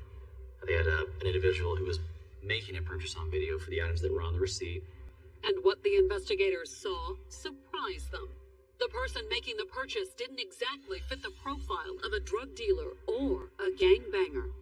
What our detectives found was a young lady. Unexpected or not, the video matched the receipt perfectly. She clearly purchased a reciprocating saw and a respirator mask 6 minutes before midnight on October 25th, 4 days before the dismembered body had been found. We found this was very odd for a young lady to be buying these sort of things at that hour of the day. And believe it or not, she bought them with a credit card. Did we have some luck on our side? We absolutely had some luck. And since she had used a credit card, the investigators also had the young woman's name. We identified her as Watasha Denton McCaster. Although while the authorities now knew who the woman in the video was, they still hadn't identified the victim. On October 31st, the coroner tackled the gruesome task of performing an autopsy on what was left of the man officially known as John Doe. And what he found confirmed what the police suspected, that the man had been dead for several days and that he'd been dismembered with a reciprocating saw. The type of cuts, especially with the bone, were very jagged, which would be consistent with the sawzall, or reciprocating saw. Although the saw wasn't the murder weapon.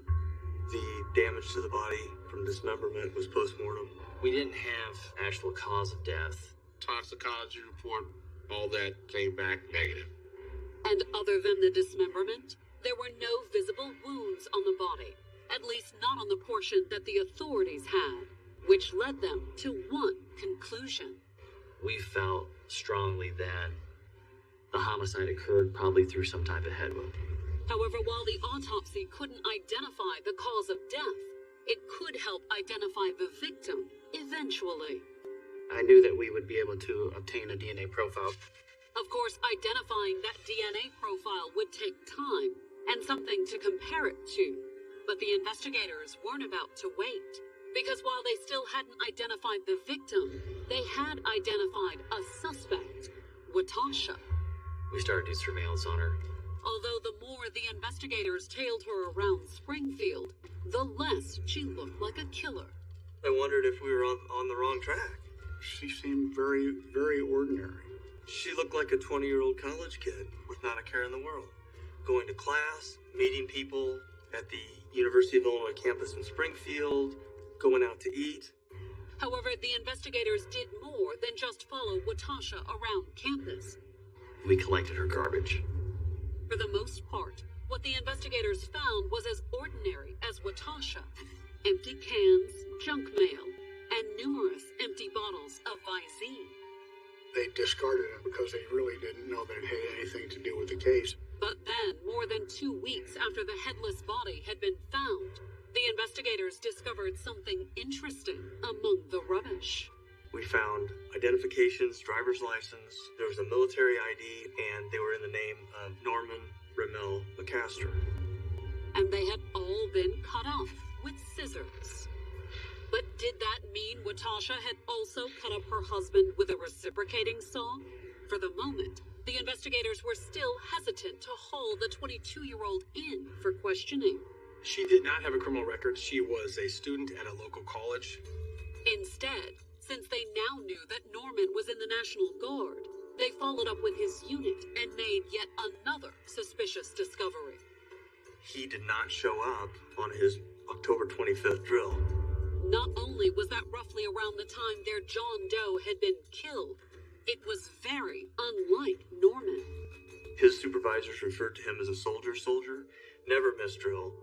And when they followed up with the temp agency that Norman worked with, they discovered he'd missed his most recent assignment too, on the 29th, the day the dead body had been found out in Mechanicsburg. His supervisors said he was a very hard worker, never missed work. Norman's disappearance, the discarded IDs, and the fact that his wife had recently purchased a reciprocating saw. The investigators were convinced they were on the right track. We knew she was a suspect. There was only one problem. They still didn't have any proof that Norman McCaster was dead. They still didn't really know who the body was.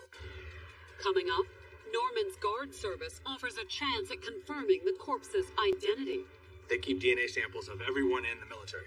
But will their first hunch turn out to be correct? He was running around with people who were on drugs.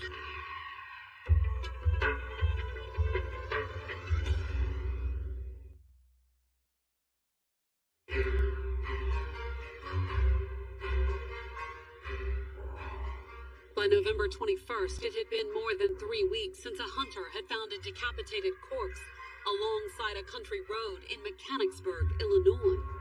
But the authorities were nearly convinced that the dead man was Watasha Denton McCaster's husband, Norman. Not only had the 22-year-old college student purchased the reciprocating saw that the investigators believed to be connected to the crime, their surveillance revealed that she had spent the past 3 weeks tossing his belongings in the trash. They found his cut-up driver's license and credit cards and a picture of the two of them, of things that you normally wouldn't expect to find in the trash. However, the investigators still weren't sure that the headless body was Norman's. But the fact that Norman was in the National Guard offered a way to settle the matter once and for all. They keep DNA samples of everyone in the military for purposes of identifying typically battlefield body parts.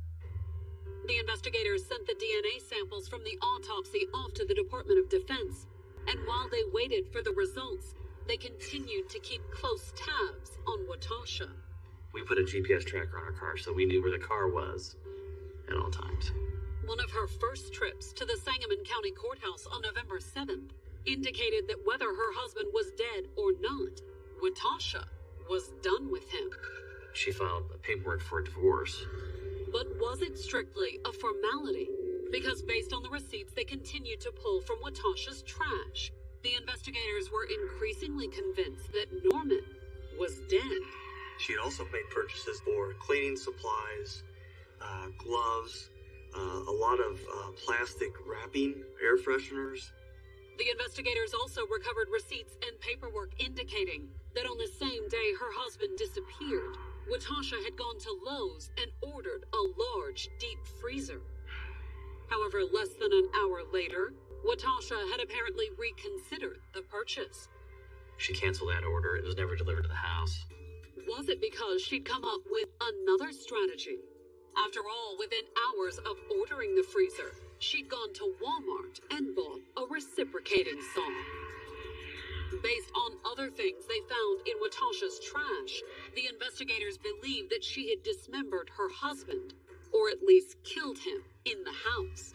We found bathroom tile in the garbage that had blood on it. There was a pair of latex gloves, and blood was identified on those gloves. And when the crime lab compared the blood on those gloves to blood from John Doe's torso, it was a match. But was it also Norman's? That depended on the DNA results. The Army Crime Laboratory verified that our profile from the torso matched their profile in their database. Now that they had a positive identification, the investigators contacted Norman's family in Chicago. They don't want to tell us over the phone exactly what is going on. So we head down to Springfield that day. And when the investigators told them that Norman was dead, I just want to see my son's body. And the coroner said that's not a good idea. Then the investigators gave them the devastating news about the condition of Norman's remains. I just couldn't really believe what was happening. Because this is a young man that had so much going on in his life. He had a future. That's what his family said. Although according to what they told the investigators, Watasha had recently tried to convince them otherwise. They said that Watasha had called them at the end of October to say that she was worried about Norman. He was running around with people who were on drugs. His family didn't believe it for a minute. That doesn't sound like rape. Then, according to the family, Watasha had called back a few days later with even more disturbing news. Norman had left. I said, why would he do that? She said, people, drug money. I mean, He's just out of control. And then she starts to crying on the phone. Norman's father said he had been concerned, but not too concerned. He figured that if his son had walked out, it was simply because he needed a little space. We didn't go down there. We was like giving it some time. Maybe they had a fight or something. The investigators weren't about to be as hands-off, though. After hearing the family's story, they decided it was high time they confronted Watasha. We felt that we had gathered everything that we were going to gather without actually talking to her, and also we wanted to get into the house at that point. So on November 26th, when she pulled up to the house, we pulled up, asked if we could talk to her. The investigators didn't tell her that her husband was dead, however. Instead, they led her to believe they were looking into a missing persons case. We told her the guard asked us for assistance because your husband's missing. He didn't show up for drill. And we just talked to her about it and asked her if she would be willing to come back to the sheriff's office with us to talk about it. She agreed. Didn't appear nervous, didn't appear upset about anything. And she wasn't reluctant to talk about her husband either. Once in the interview room, Watasha told the investigators that in the past few months, their marriage had begun to fall apart. He started hanging out with some guys or whatever, and he just started changing. And according to Watasha, he was changing for the worse. She said he was running around with a tough crowd. That Norman was drinking a lot. And that wasn't all she claimed that her husband had been doing. I know he was on drugs.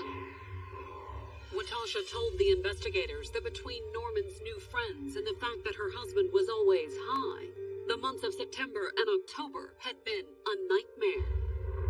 I'm falling out of love with him. I'm like, because he's like mentally abusing me, you know?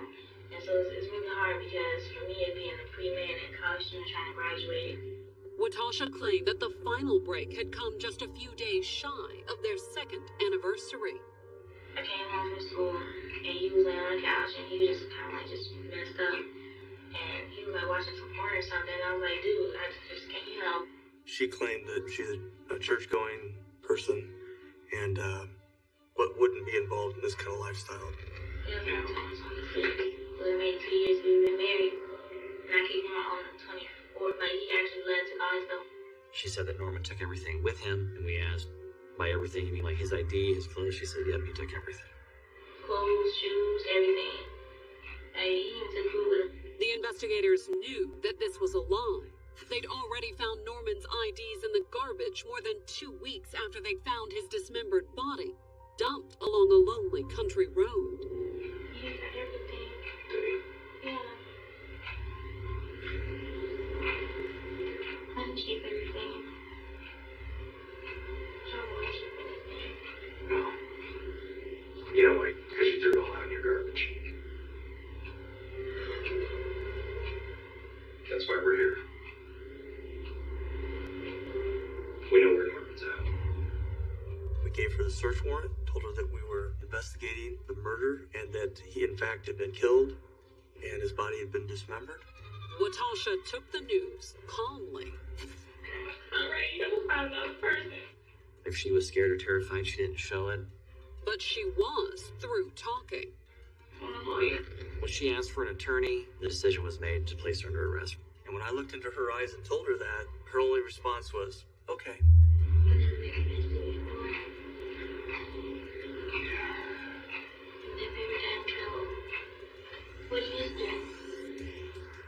Coming up, at trial, a witness comes forward with shocking new allegations. We were contacted by someone who actually had a class or two with Watasha.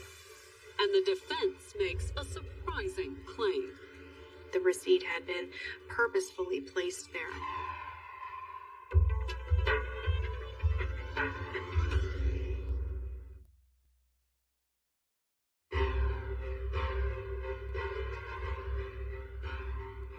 On March 26, 2014, Watasha Denton McCaster went on trial in Springfield, Illinois. The 24-year-old was charged with the 2012 murder and dismemberment of her husband, Norman McCaster. Nothing about Watasha seemed to suggest that she was the type of person that would typically be charged with a crime, let alone a murder, particularly one this heinous. At the time of her arrest, Watasha had been going to college, making good grades, and hoping to eventually go on to dental school. Not only did she not have any criminal history, she had never even had any face-to-face interaction with law enforcement. But when the prosecutors started presenting their case, they opened with a squeaky clean image of their own. We started out with a picture of Norman up on the big screen for the jury to see, flag in the background in his uniform. And if that wasn't enough to earn the jury's sympathy, the prosecution pointed out that in addition to being a model soldier, Norman had been a volunteer wrestling coach at a local school. You know, oftentimes we have drug deals, maybe they go bad, or cases like that. This was a truly innocent victim. Norman Castor was a good person. But according to the prosecutor, he apparently wasn't good enough for Watasha. He told the jury that after her arrest, a search of the house had recovered Watasha's journals filled with complaints about her husband. Journal entries that he needs to be more loving. He needs to care about me more. He needs to bring me roses, bring me flowers. Norman McCaster did not live up to this imagined husband that she was supposed to have. The prosecutor claimed that another item recovered during the search showed that when her husband didn't live up to Watasha's expectations, she decided that he had to die. When we did the search warrant of her house, there was a calendar. McCaster's wedding anniversary was October 26th. On that day on the calendar, someone had taken a black marker and just completely wiped out the date on the calendar, blacked it out. The prosecutor said she was going to make sure they didn't get to that second anniversary. And they didn't, because on October 25th, he just disappeared. In It's Open, the defense portrayed the prosecution's claims as far-fetched. Most notably absent from the state's case was any believable motive, any believable explanation for why a woman 22 years old who was newly married to have committed a murder. There was another, easier way to get out of her marriage, one she'd taken full advantage of, as the defense pointed out. She had filed for divorce. Of course, the divorce paperwork hadn't been filed until after Norman was dead. But according to the defense, Watasha didn't know that. Instead, they claimed that she had become so fed up with her husband's alleged drinking and drug use that she had kicked him out prior to going to the courthouse. In fact, they argued that Norman's drug abuse was why his dismembered body had ended up dumped on a country road. If anyone were possibly responsible for this type of murder and this type of dismemberment, it was not a person like Watasha Denton, but rather it would be more understandably explained by other criminals who were dealing drugs. The prosecution was ready for that assertion, though. When they started presenting their case, they called several witnesses who disputed Watasha's claim that Norman had a drug problem. His squad leader at the National Guard said that Norman had passed several random drug tests, and there was no indication that he was using drugs. In addition to regular drug tests by the Guard, Norman's autopsy had included a full toxicology screening, and the prosecution called a forensic pathologist to the stand to go over those findings.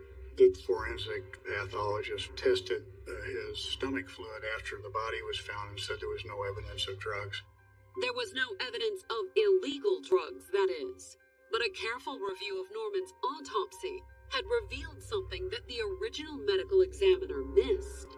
Tetrahydrozoline was found in the victim's body, and it was very high levels, which in large amounts could possibly kill somebody. And when the prosecutors asked the forensic pathologist just what tetrahydrozoline was, he gave what on the surface appeared to be an innocent-sounding answer. The active ingredient in Visine. In one of the transcripts, there were numerous bottles of Visine that were in there. Had Watasha poisoned her husband? According to a forensic computer expert the prosecutors called to the stand, Watasha's search history revealed that she may have at least tried. Just search after search after search about, is Visine a poison? And if that wasn't enough, poison wasn't the only thing that Watasha had apparently been interested in either. The forensic examination revealed numerous searches on hitmen in Springfield, how to get away with murder. On cross, the defense did their best to contain the damage, arguing that as sensational as the computer searches were, they proved nothing. The ultimate limitation when it comes to this type of evidence is that there is absolutely no way to know the identity of the person who pressed the keys that created the search. And the Visine in Norman's system? According to the defense, the prosecution had no proof how it had gotten there. That chemical can also enter the bloodstream through the mucous membranes in the eye. In truth, even the prosecution doubted that Watasha had poisoned her husband. But that was only because they had a witness whose testimony would reveal just how Norman had died. The witness had come forward in December of 2012. After Watasha had been arrested, we were contacted by someone who was a student at the University of Illinois in Springfield, who actually had a class or two with Watasha. And when he took the stand, Watasha's classmate testified that she had come to him in October of 2012 with what sounded like an innocent request. She asked if she could borrow a gun. She indicated that her father was coming down and they were going to go shooting. Her classmate told the jury that he'd thought nothing of her request at the time. Sometime on the afternoon of October 24th, he did give her a gun. Which is right in the time frame of when we believe she committed this murder. Because less than 24 hours after Watasha borrowed her classmate's gun, her husband had disappeared. According to her classmate, she hadn't had the gun long either. He testified that Watasha had returned the gun the next day, October 25th, claiming that she no longer needed it. She told him that she had purchased a gun. But did that mean she hadn't used it? She brought it back with 2 rounds missing. And according to the prosecution, Watasha had most likely fired those 2 missing bullets into her husband's head. The prosecutor said that's why Tasha got rid of his head, because she knew they was gonna find the evidence. Unfortunately for the prosecution, that was only a theory. We never found the head, so that was a problem in the case. And as the defense was quick to point out on cross, that wasn't the only problem with the prosecution's theory. The Illinois State Police Lab forensic scientists that reviewed the gun found that there was no evidence that the pistol had been fired. But while the defense may have countered the state's claims about the borrowed gun, there were still plenty of strange coincidences to be explained. Like, why did Watasha buy a reciprocating saw on the night her husband disappeared? And how had the receipt for it ended up along this same remote stretch of road as her husband's body? We felt that could be easily explained. But it wouldn't be Watasha who gave the explanation. The defense declined to put her on the stand. If she'd have got up there to testify, then that would have left her open to cross-examination. Instead, the defense called Watasha's mother to counter the prosecution's claim that she bought the saw specifically to dismember her husband. The purchase of the saw was not for anything nefarious or for anything sinister, but rather it was intended as a gift for her father. And the bloody receipt found near the body. It seemed unfathomable that Watasha would be so careless as to leave something so telling at the location of the body. In fact, the defense claimed dropping the receipt wasn't a careless mistake at all.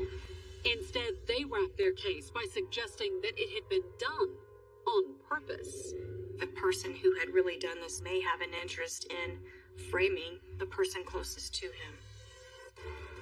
Coming up, the jury takes its time reaching a verdict. The longer a jury deliberates, the greater the likelihood of a not guilty verdict. And the outcome leaves the authorities and the family searching for an explanation. I just ran out crying.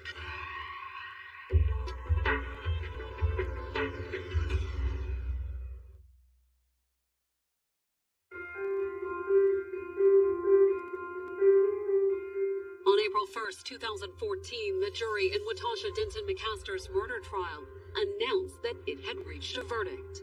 The 24-year-old was charged with murdering and dismembering her husband, 22-year-old Norman McCaster. And the jury had taken 7 long hours to reach their verdict. The family of Norman Raymond McCaster I think they were getting a little concerned. The longer a jury deliberates, the greater the likelihood of a not guilty verdict. And when the verdict was read, I was so nervous, just shaking. I couldn't stand still. had the prosecution made their case? Or was the defense's claim that Watasha had been framed enough to raise reasonable doubt? She was convicted of first-degree murder. Much like her arrest, Watasha showed no emotion when the guilty verdict was read. She didn't react at all. For Norman's family, however, the verdict brought an overwhelming sense of relief.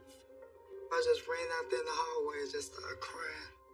At her sentencing on June 25th, Watasha received 55 years for murdering her husband and an additional 23 years for dismembering his body and concealing his death. Illinois does not have the death penalty. Although, under Illinois law, on a first-degree murder conviction, the inmate serves the entire amount of time sentenced.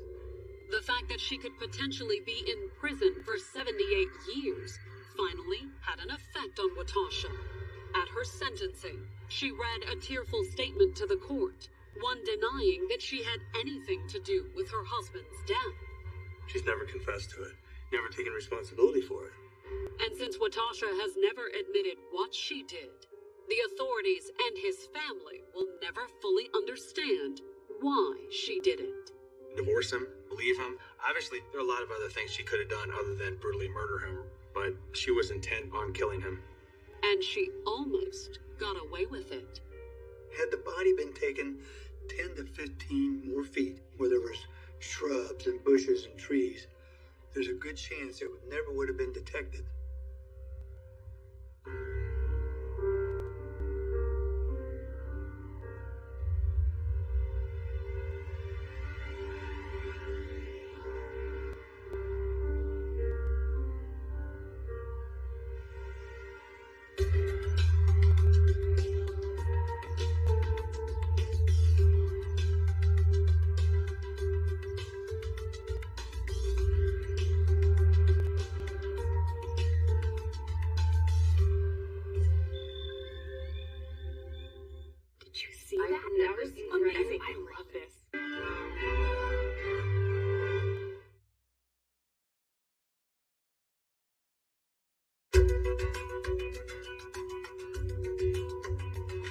Kay Cloud and her husband Kenneth were a quiet, unassuming couple. They're very frugal with what they have. And what they had was a massive farm and a valuable estate. Over 200 acres of ground. At least $2 million. But after nearly 15 years of marriage, a final meal They walked out together, arm in arm. ended in tragedy. She heard a pop, looked in, he's bleeding. Finding the killer would take years. They did a good job in hiding it. Send the police searching for a fortune in missing cash. And reveal that Kay's quiet farm wife facade masked a sordid secret. She kind of swooped in and brought me off my feet. She looked like the grandmother, just a sweet older lady who wouldn't hurt a fly.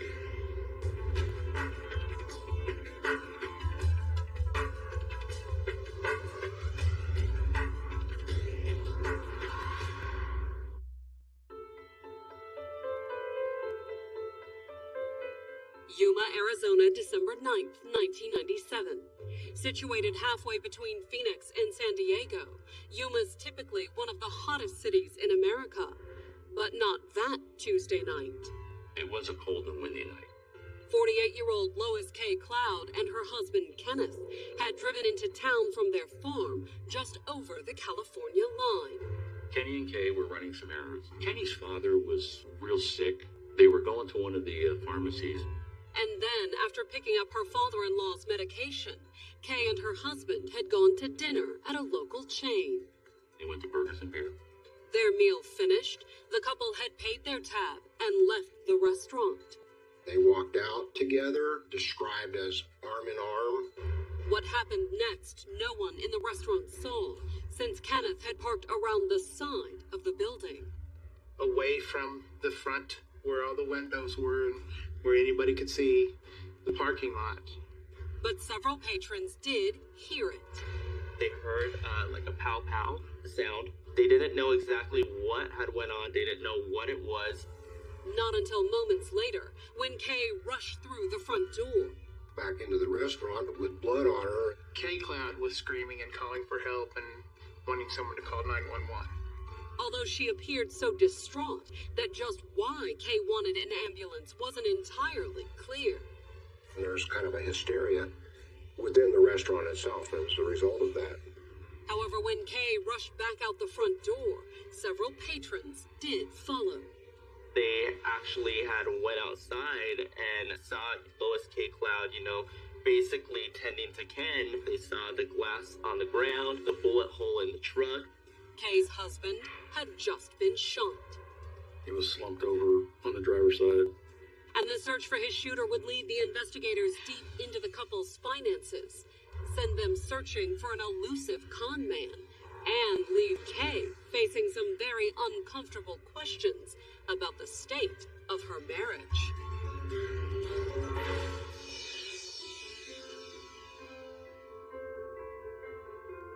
Yuma was a much smaller town when Kay was born back in 1949. It was a very small community when we were growing up. It's grown into a pretty good-sized city. For Kay, however, growing up had come with a steep learning curve. By age 26, she had been married and divorced twice, and was struggling to raise her daughter on a bank teller's salary. Customer service, that's what she did. She opened up CDs and IRAs and new accounts. And day after day of handling other people's money left her hungry for a better life. Kay always seemed to want more. And in 1976, the 26-year-old found what she was looking for when Kenneth Cloud stepped up to her teller window one morning. 7 years older than Kay, Kenneth had grown up around Yuma, too. We lived in Yuma until I was 8 years old. Then we moved to Bard, California, which is just across the river. Raised in a farm family, country life for Kenneth wasn't so much idyllic as it was labor-intensive. The boys always had to work on the farm when they got out of school. We weren't into funny fishing sports. We were more into working. We had to work on the farms on the weekend. After high school, Kenneth spent some time at junior college, got married, and got a job with the Federal Bureau of Land Reclamation. Which is the irrigation and all that. We have a huge agriculture industry here. Yuma's the lettuce capital of the world for the winter months. Running water projects in a farming community like Yuma was an important job. But just like Kay, Kenneth dreamed of bigger things. Kenny wanted to be a rich farmer. Kenneth started small, setting a little money aside from his salary every month to invest in land. They're very frugal. They didn't have anything, so they're very frugal with what they have. He was not a big spender. Kenneth kind of had a tight lid on his funds. And thanks to that tight lid, Kenneth was soon able to take the first step toward achieving his dream. He acquired a small 20-acre parcel with a house, remodeled house, and lived in the house. It wasn't an easy life, especially for Kenneth's first wife, raising the couple's 4 kids on an isolated farm. He's working all the time down in the middle of nowhere. And that may have explained what happened to their marriage. I don't know what the cause was. All of a sudden, they're broke up. You just don't ask questions. Whatever the reason, Kenneth's ex took the kids and moved out shortly before he met Kay at the bank in 1976. And Kay was the sort of woman a newly divorced man might notice. She always looked pretty. She always had bleached hair, fingernails, pedicures, and nice clothes. Kenneth immediately caught Kay's eye, too. Kenny was a tall, nice-looking man, curly hair, Always nice and neat. And when Kenneth asked her out, Kay not only said yes, within a year, they were living together. Seemed like a nice lady. She and I got along fabulously. We had good times. She seemed to fit in. She also got along well with Kenneth's kids. Some of them would come down and spend the summers with him. And in their absence, Kenneth became a second father to Kay's daughter. Basically, Kenny raised her. And in 1983, he officially became her stepfather. They were together for 7 years before they finally married. Although long before then, Kay had already settled into the role of a hard-working farmer's wife. She was a good wife, like from the 50s, she made dinner and took care of the kids. It wasn't the 50s, though. It was the 80s, and in addition to being a dutiful wife, Kay also had a job, one she enjoyed and even excelled at. She was extremely respected at the bank, very highly respected, and very easy to work with. 2 incomes to support the family made it easier for Kenneth to expand the farm, too. He kept inquiring ground and ended up with over 200 acres of ground.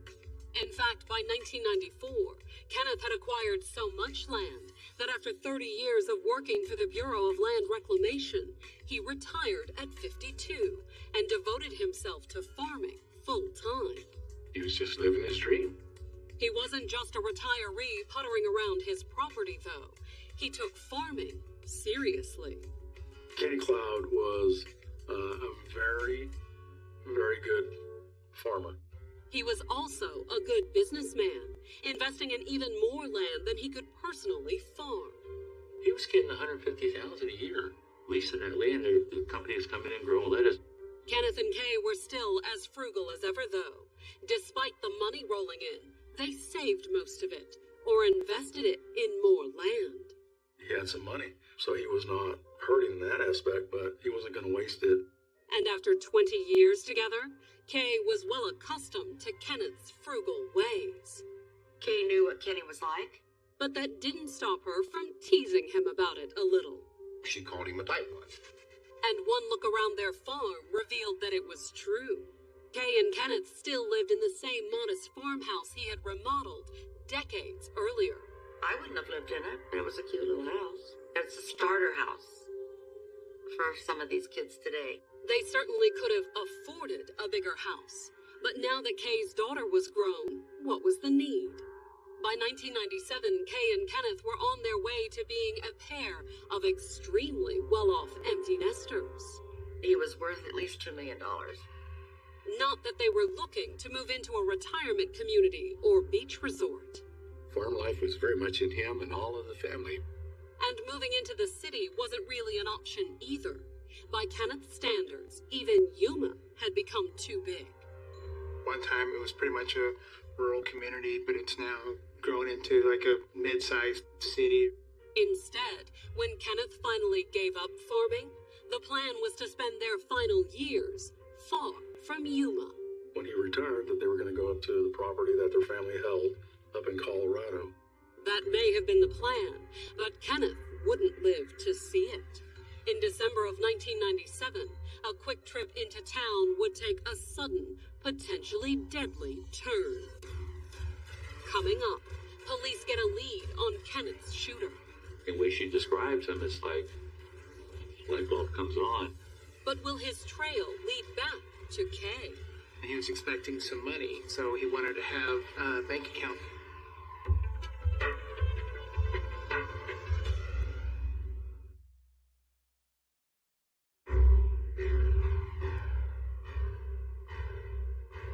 On the night of December 9th, 1997, police and paramedics rushed to a restaurant in the suburbs of Yuma, Arizona. A patron had just been shot in the parking lot. This is something that doesn't happen in a small community.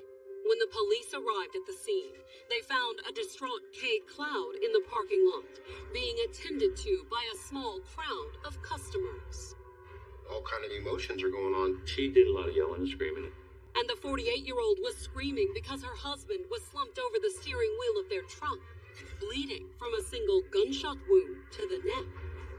The shot was through the driver's side, and it seemed like he was already in the process of putting the keys in the ignition. Kay had also been injured, but not seriously. The bullet hit the dash. The copper jacket tripped off the bullet, hit her in the bottom lip, and cut her lip. However, since her injuries weren't life-threatening, she stayed behind and spoke briefly with the investigators while the paramedics rushed Kenneth to the hospital. She was a witness, and you're trying to get initial information, just trying to get something to work with. Kay told the investigators that she and Kenneth had driven into Yuma to run a few errands that afternoon and stopped off for dinner before heading back to their farm. Kay Cloud and her husband were at dinner at Burgers and Beer. When they finished dinner, walked out to the parking lot. Ken had already walked around and gotten in the pickup. And according to Kay, as she walked around to the passenger door and opened it, that's when the shot was fired. She heard a pop, looked in, and he slumped over the seat bleeding. Not only that, Kay realized that she was bleeding too. The way she described it, something hit her in the lip and it was hot, and it did cut her lip. According to Kay, the rest was a blur. She remembered running into the restaurant for help. And that's when people came out and the police were called. But there was one thing she didn't remember. She did not see the individual that actually shot her husband. Since she had little else to give them, the investigators sent Kay to the hospital to have her wounds treated. And so that the doctors could give her the terrible news. Kenneth was dead. Mr. Cloud had succumbed to his injury. The police were now investigating a murder. So once Kay's lip had been tended to, they brought her into the station for a formal statement. I started talking with her about what happened, and I noticed how she was kind of flat. He thought it was very suspicious that she was there, yet some of her reactions at the time didn't really fit the grieving widow kind of reactions that you would get. It was a marked contrast to her hysterics at the crime scene. Yelling and screaming because of what happened. Of course, the shooting outside the restaurant and the news of her husband's death had taken a lot out of her. But the police were determined to get a few more answers from her. Specifically, how could she have not seen the person who shot her husband? I found it hard to believe that she didn't see that. Anytime a firecracker or a gun goes off, you're gonna look and see what it is. She just didn't see anything. In fact, she hardly had to look up, considering she had been getting in the passenger side of the truck when the shooter had approached the driver's side door. The way the vehicle was faced and the way she was faced, you would suspect that she would have seen the individual coming up to the truck. Asked point blank by the investigators how it was possible she didn't see the shooter, Kay had an answer, just not one that the investigators expected. Irresponsible and blonde. Was it possible Kay was making light of her husband's murder? She wasn't as emotional as I thought she might have been. Or was there an entirely innocent explanation? She witnessed this horrible, horrible shooting that took her husband's life and that she was left a widow. She had been sedated mildly to kind of calm her down. Either way, the investigators weren't laughing. Instead, they came back with a question that snapped Kay out of her apparent trance. I said, "Who's having an affair, you or him?" And her eyes automatically opened up wide. I was like, wait a minute. Kay denied that she was having an affair, but said she wasn't sure about her husband. She said she wasn't, but then she tried to move it on to maybe Kenny was having an affair. Although, when pressed, she could offer no specifics. We really didn't get any farther than that, other than I said I'd be in touch with her, and the interview ended. Less than 12 hours after Kenneth Cloud's murder, the investigators appeared at a loss. Their one witness hadn't seen the shooter. But then, just as they feared they might never get so much as a basic description, a neighborhood canvass the next morning led police to a witness who'd been riding his bike through the restaurant parking lot the night before. As he was cutting through the parking lot, he heard a pop. He thought someone was breaking in the car and had broken the car window. He turns and looks, and he sees a guy on something in his waistband. The witness described the man as a heavy-set Hispanic male, around 35 or 40 years old, which for a farming town just over the border from Mexico didn't exactly narrow things down. Not only were half the city's permanent residents Hispanic, We have a large transient population, the agricultural workers. however, migrant workers weren't all that crossed the border. We've had gang violence coming across the border, narcotics issues. Was it possible that Kenneth had gotten tangled up with Mexican drug cartels? A quick check of his background didn't give any indications. Nothing that would indicate why Kenneth Cloud was dead. No mob connections, there wasn't any drug connections. The description of the shooter appeared to be a dead end. So with no promising leads, the investigators appealed to the community for help. We had put out information into the news media about this murder, and we were looking for information. And 3 days after the shooting, the investigators got a call from a woman named Charlene, whose husband was a deputy sheriff in a nearby county. She told the investigators that they ought to look into a man named Vincent Accardo. The way she describes him, it's like light bulb comes on. This description kind of matches the guy this kid saw. According to Charlene, she had met Accardo almost 2 years earlier, when he had first arrived in Yuma. When Cardo first came into town, he reported himself to be a millionaire. But he was an odd sort of millionaire. Said he was worth all this money. He didn't have any of it because it was all tied up.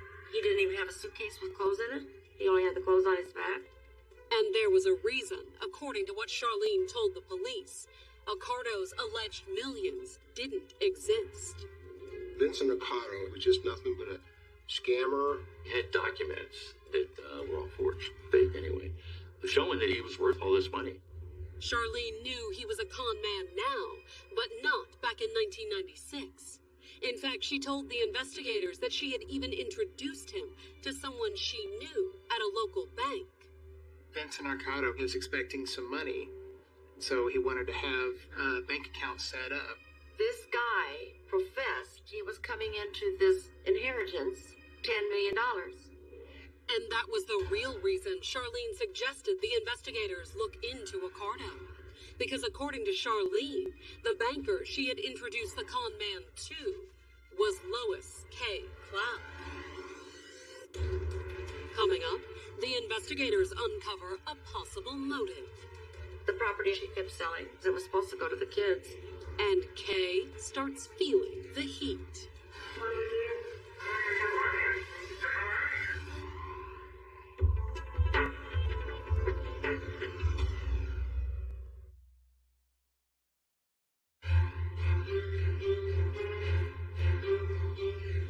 By December 12, 1997, it had been 72 hours since Lois K. Cloud's husband, Kenneth, had been shot dead outside a Yuma, Arizona restaurant. According to her, she didn't see anything. But another witness had seen a heavy-set Hispanic male leaving the scene. The individual took off and ran and fled the area. And now, the investigators had just received what appeared to be a promising tip.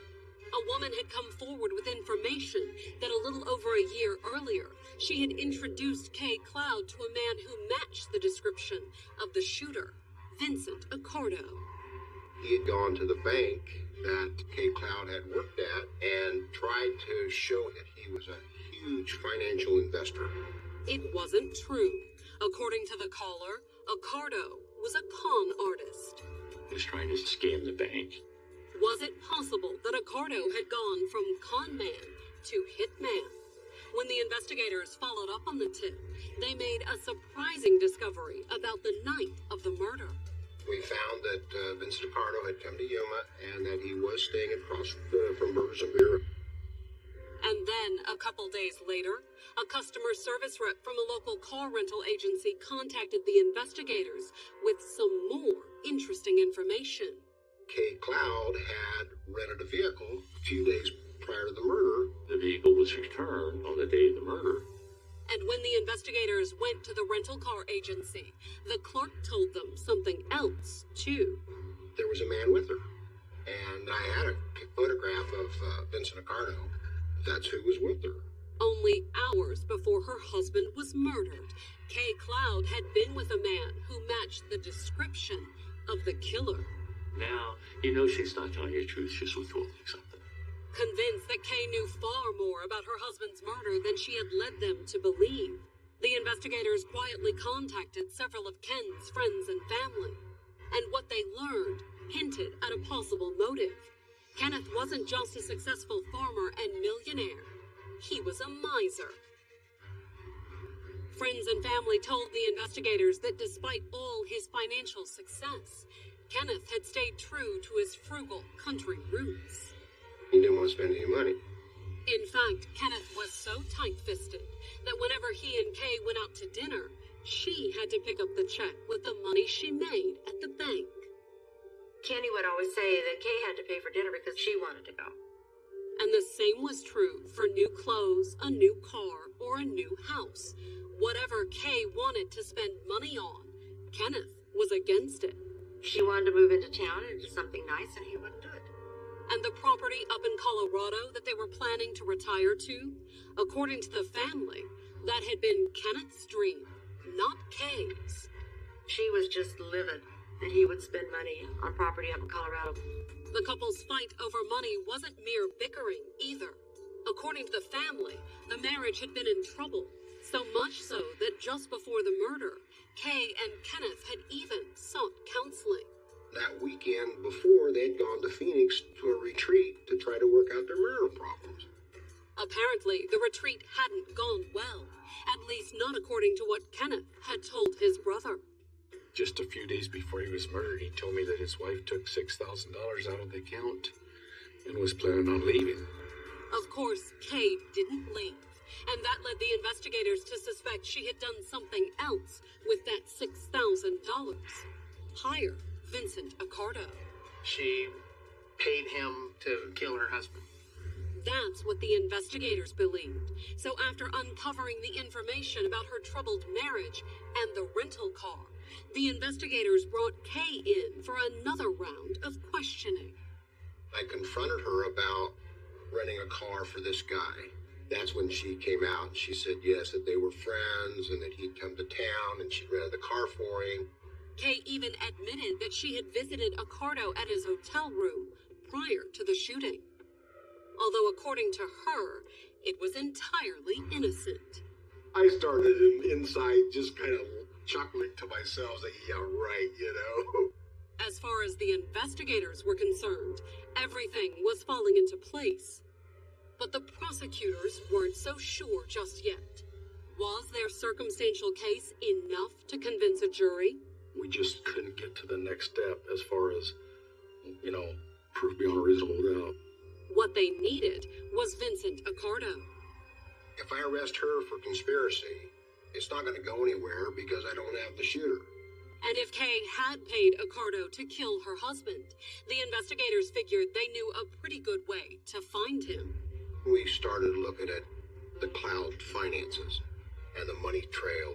Although, when they looked into Kay's finances, the investigators soon realized that the money trail wouldn't be hard to follow. Barely more than a week after Ken's murder, Kay was moving money around at an astonishing pace. She was spending a lot on just luxurious items that she never ever purchased before. She moved into town. She bought her a new car. She bought her daughter a new car. And thanks to Kenneth's sizable estate and a lifetime's worth of valuable assets, she could easily afford it. She'd sold 120 acres of property for around $1 million. Not long after the murder had taken place. She also sold Kenneth's prized Colorado property, the place where he dreamed of retiring.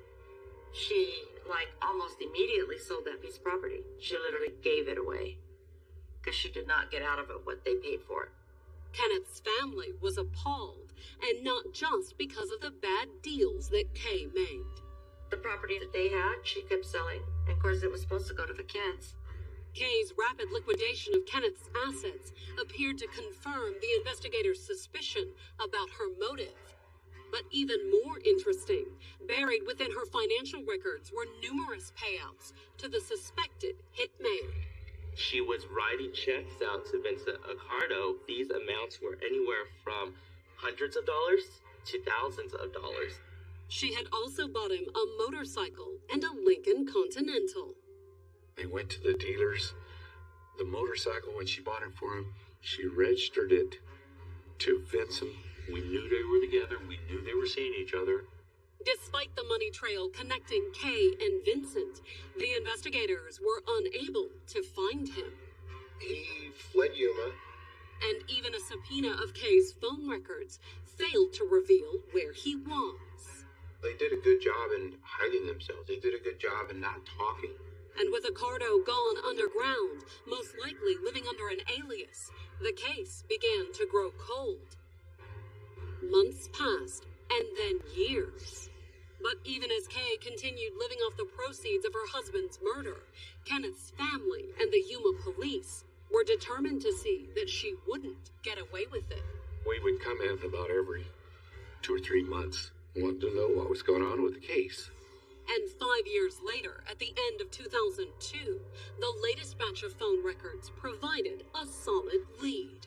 We get the records, and we're looking at it, and pow, there's a number we've never seen before.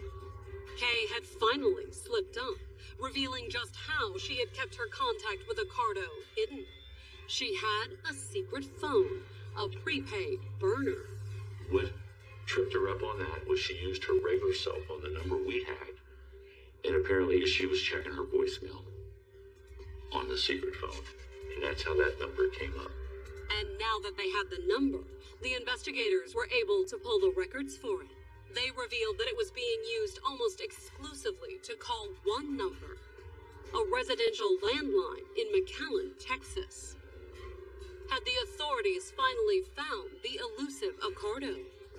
A short stakeout of the house confirmed it. He was living in a very affluent neighborhood, in a gated community. Puzzled, the Yuma police obtained a warrant to tap the phone at the McAllen house. Once the phones were wiretapped, Yuma police were able to listen in on the conversations between Lois K. Cloud and Vincent Accardo. But would they ever mention the murder?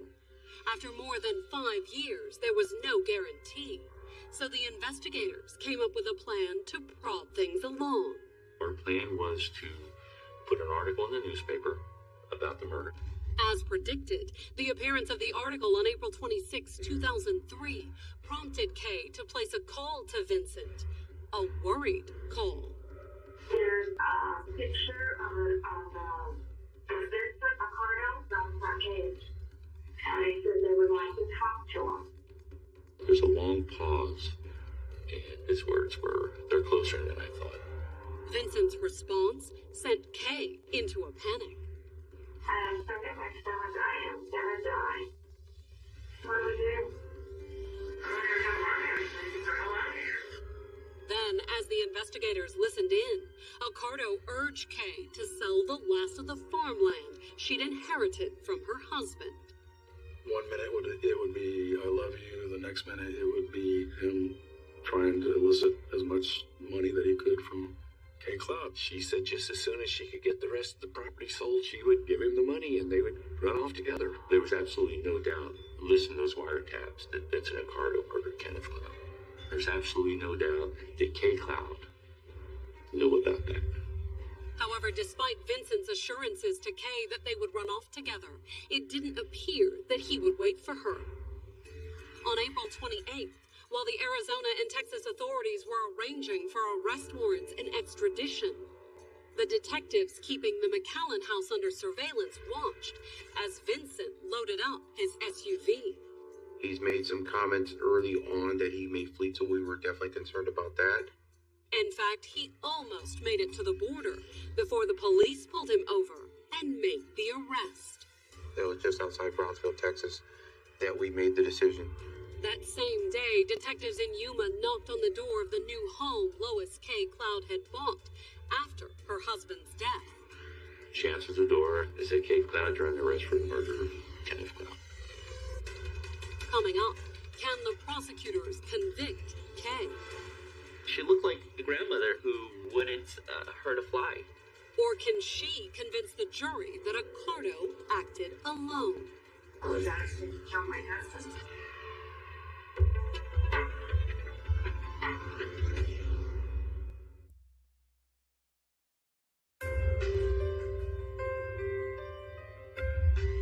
February 25th, 2010, Lois K. Cloud finally went on trial for murder. It had been 12 years since her husband had been gunned down outside a Yuma, Arizona restaurant, and 7 long years of legal maneuvering had passed since her arrest. It went on for many years. Well-known family. The death sentence was being sought. It was such a huge ordeal. And the ordeal had aged Kay considerably. She looked like a grandmother, just a sweet, older lady who wouldn't hurt a fly. The fact that the 60-year-old made an unlikely-looking killer wasn't the only thing working in her favor. The man she was accused of hiring to commit the murder wouldn't be testifying against her. Arrested in 2003, he'd refused to turn on Kay or confess to the crime. It was a little bit frustrating that I couldn't get that last bit of information to say he pulled the trigger. However, Vincent Accardo's denials didn't prevent him from being tried and convicted of Kenneth's murder in 2008. Vincent Accardo was given the death penalty for his role in the murder. Now, 2 years later, the prosecutor opened Kay's trial by telling the jury that she was just as guilty. She wanted her husband dead. And according to the prosecution, it was no coincidence that she had hired Accardo to kill him. She was having an affair with him. It was, in fact, the one thing that Accardo had confessed to after his arrest. It was just an affair. And according to the prosecutors, that's why Kay had paid for the hit on her husband. They called the investigators to the stand to explain how Kay had paid off Accardo in a series of installments, starting with that first $6,000 she had withdrawn from the bank days before the murder. And I said, "What did you give Accardo any of the money?" And she said, "No." And then I asked her, "Well, what did you do with the money?" And she never did answer that question. And Kenneth and Kay's Last Supper, according to the prosecution, it was all a setup. They claimed that when she walked out of the restaurant with her husband that night, Kay knew what was coming. They even separated with a kiss. I remember thinking that was a Judas kiss. Although she gained much more than 30 pieces of silver from her husband's death. She was also inheritor of the property. She was an inheritor of a life insurance policy. They had a forensic accountant who went through Kay Cloud's financial records, and they did an accounting of how much money they could track. And then there was the money they couldn't track, almost $600,000. Prosecutors believe a major portion of it, if not all of it, went to Accardo. But the most dramatic moment of the prosecution's case came when they played the jury tapes of the intercepted phone calls between Kay and Accardo. As the wiretaps, the phone calls were played to the jury, there was a lot of shock. There was a lot of mouths that were open. But did the fact that Kay and Accardo were talking prove that they had planned his murder together? When the defense started presenting its case, they argued that Accardo had acted alone. There was no actual physical evidence of her, being involved in the crime. And the reason was simple, according to the defense. She had been preyed upon by a con man. He got the thought that she was another white victim and took advantage. To explain just how she had been taken advantage of, her attorneys called Kay to testify in her own defense. She was always very calm, but there were some times that she got emotional. Especially when she talked about her relationship with Kenneth. On the stand, she insisted that she loved her husband, even when he was a hard man to love. She told the jury that Ken was, at times, mean to her. He was very, very involved with his agriculture, his farm, so she felt like at times she was neglected. I think she just got really lonely. And then Vincent Accardo had walked into the bank where she worked. She talked about how he seemed very charming when she first met him. Although according to Kay, she hadn't immediately succumbed to his charms. Kay told the jury that despite his advances, they were only friends. She said that they did start talking and stuff, but it was nothing really intimate.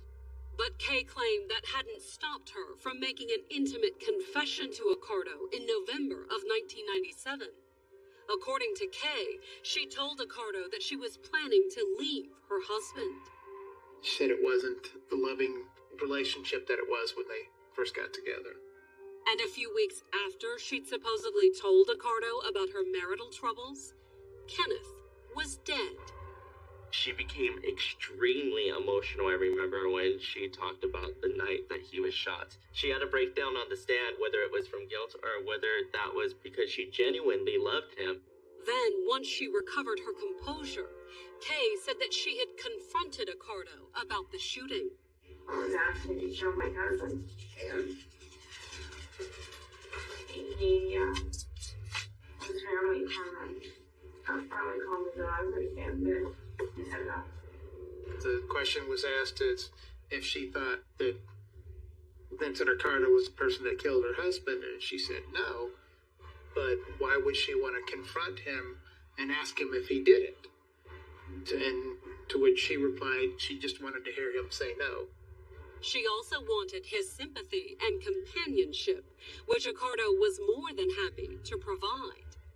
On the stand, she admitted that she had an affair with Vincent Lee Accardo. He kind of swooped in and swept me off my feet. Was it smooth on her? Very much so. He led her to believe that he loved her, that they would be together. And as for the thousands of dollars in cash and gifts that she'd given him, her response was if she can afford to help someone out and give them something, she will. And she'd believed that her new boyfriend had needed help desperately.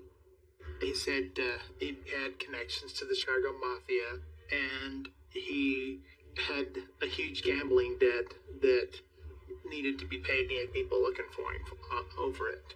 Like he told me somebody was going to come knock on my door. I didn't make it out of the police department. I thought about the Mafia. That's what I was thinking.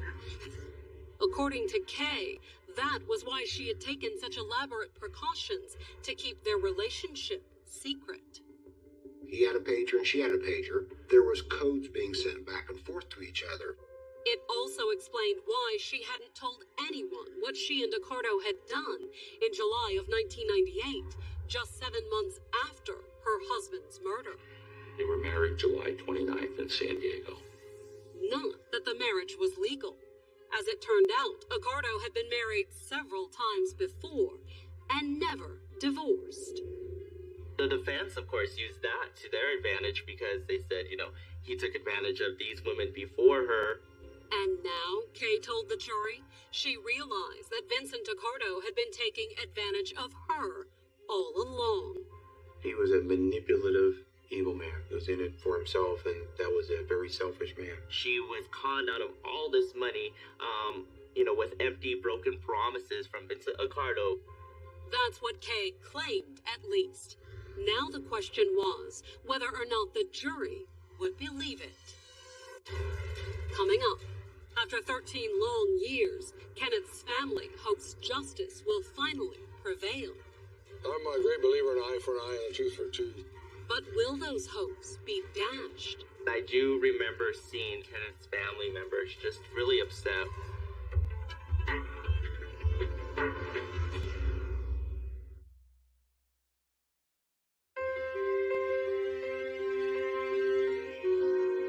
On August 13th, 2010, the jury announced that it had reached a verdict in the trial of Lois K. Cloud. The 60-year-old was charged with the murder of her husband, Kenneth, who'd been shot dead outside a Yuma, Arizona restaurant in 1997. The prosecution argued that it was a contract killing. But the defense argued that the man she was accused of hiring, Vincent Accardo, had simply exploited Kay, bilking her out of hundreds of thousands of dollars. The defense's position on this case was basically that Lois K. Cloud was another victim. She would basically, kind of become a pawn to him, that he played her to get that money. Which side would the jury believe? We, the jury, do find Lois K. Cloud guilty of first-degree murder. After 13 years, Kenneth's family finally had the verdict they'd long hoped for. Kenneth's family, I saw them hugging each other, you know, when the verdict was read. But would they still be celebrating when Kay was sentenced? They wanted the death penalty. I'm a great believer in eye for an eye and a tooth for a tooth. On October 20th, 2010, the judge sentenced Kay Cloud to life in prison without parole. I do remember seeing some of Kenneth's family members just really upset when that sentence came out.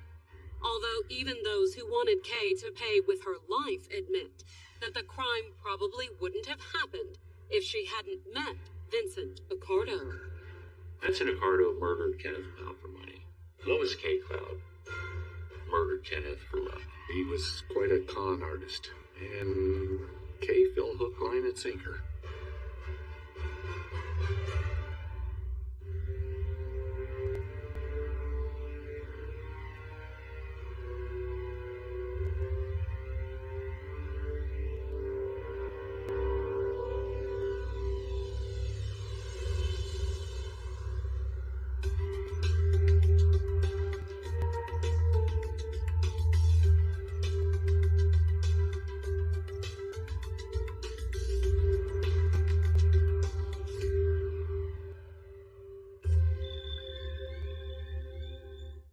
See that? Amazing. I